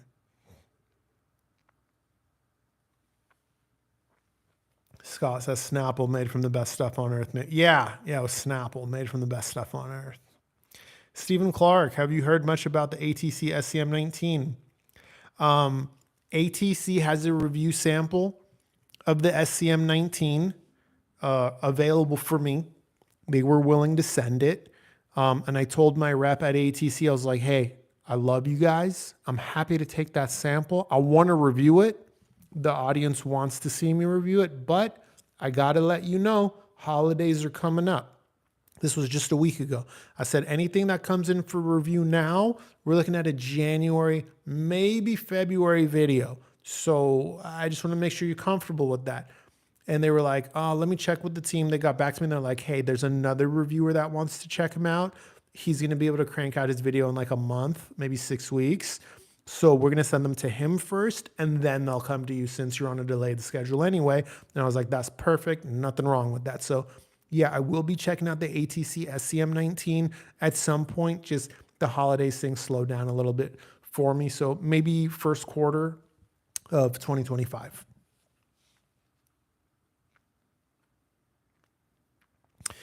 Brandon Man says, crazy how all the new stuff is just too heavy, man. No, I mean, just we had 2 heavy product launches in a row. I mean, the SVS 17 Ultra, I mean, any replacement for their Ultra series we knew was going to be heavy. Like, that's just a given. It's a 17-inch subwoofer, man. And then, you know, Arendelle moving up market, that's no surprise. They've always used HDF cabinets. Their stuff's always been built like a tank. I mean, they use 8-inch drivers. We knew that was going to be heavy too, but I wouldn't say all the new stuff coming out is heavy. You know.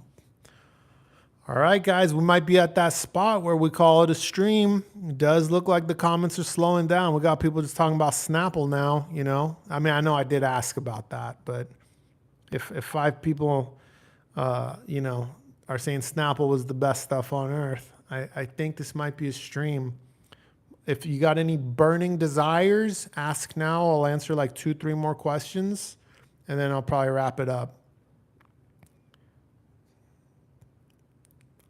Yama says it takes me 5 minutes to cut the comments down a length. I get you, bro. I get you. Yeah, we're going to wrap it up. It looks like this is the natural end. You know what I mean? Let's stop while we're ahead. I think everyone got their questions in. I asked for burning desires. I didn't see anything come in. So I think everyone got their questions answered, guys. Thank you for tuning in.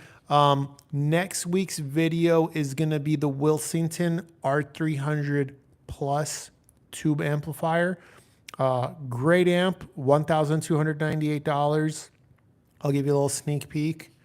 For $1,298, as long as the 8 watts a channel is enough for you, which, let's be honest, it's not going to be enough for everyone. It's not. But if it's enough for you, it's going to be some of the best sound you can get for $1,298. All right, guys. God bless. Be well. Be healthy. Thank you for tuning in. And until next time, take care.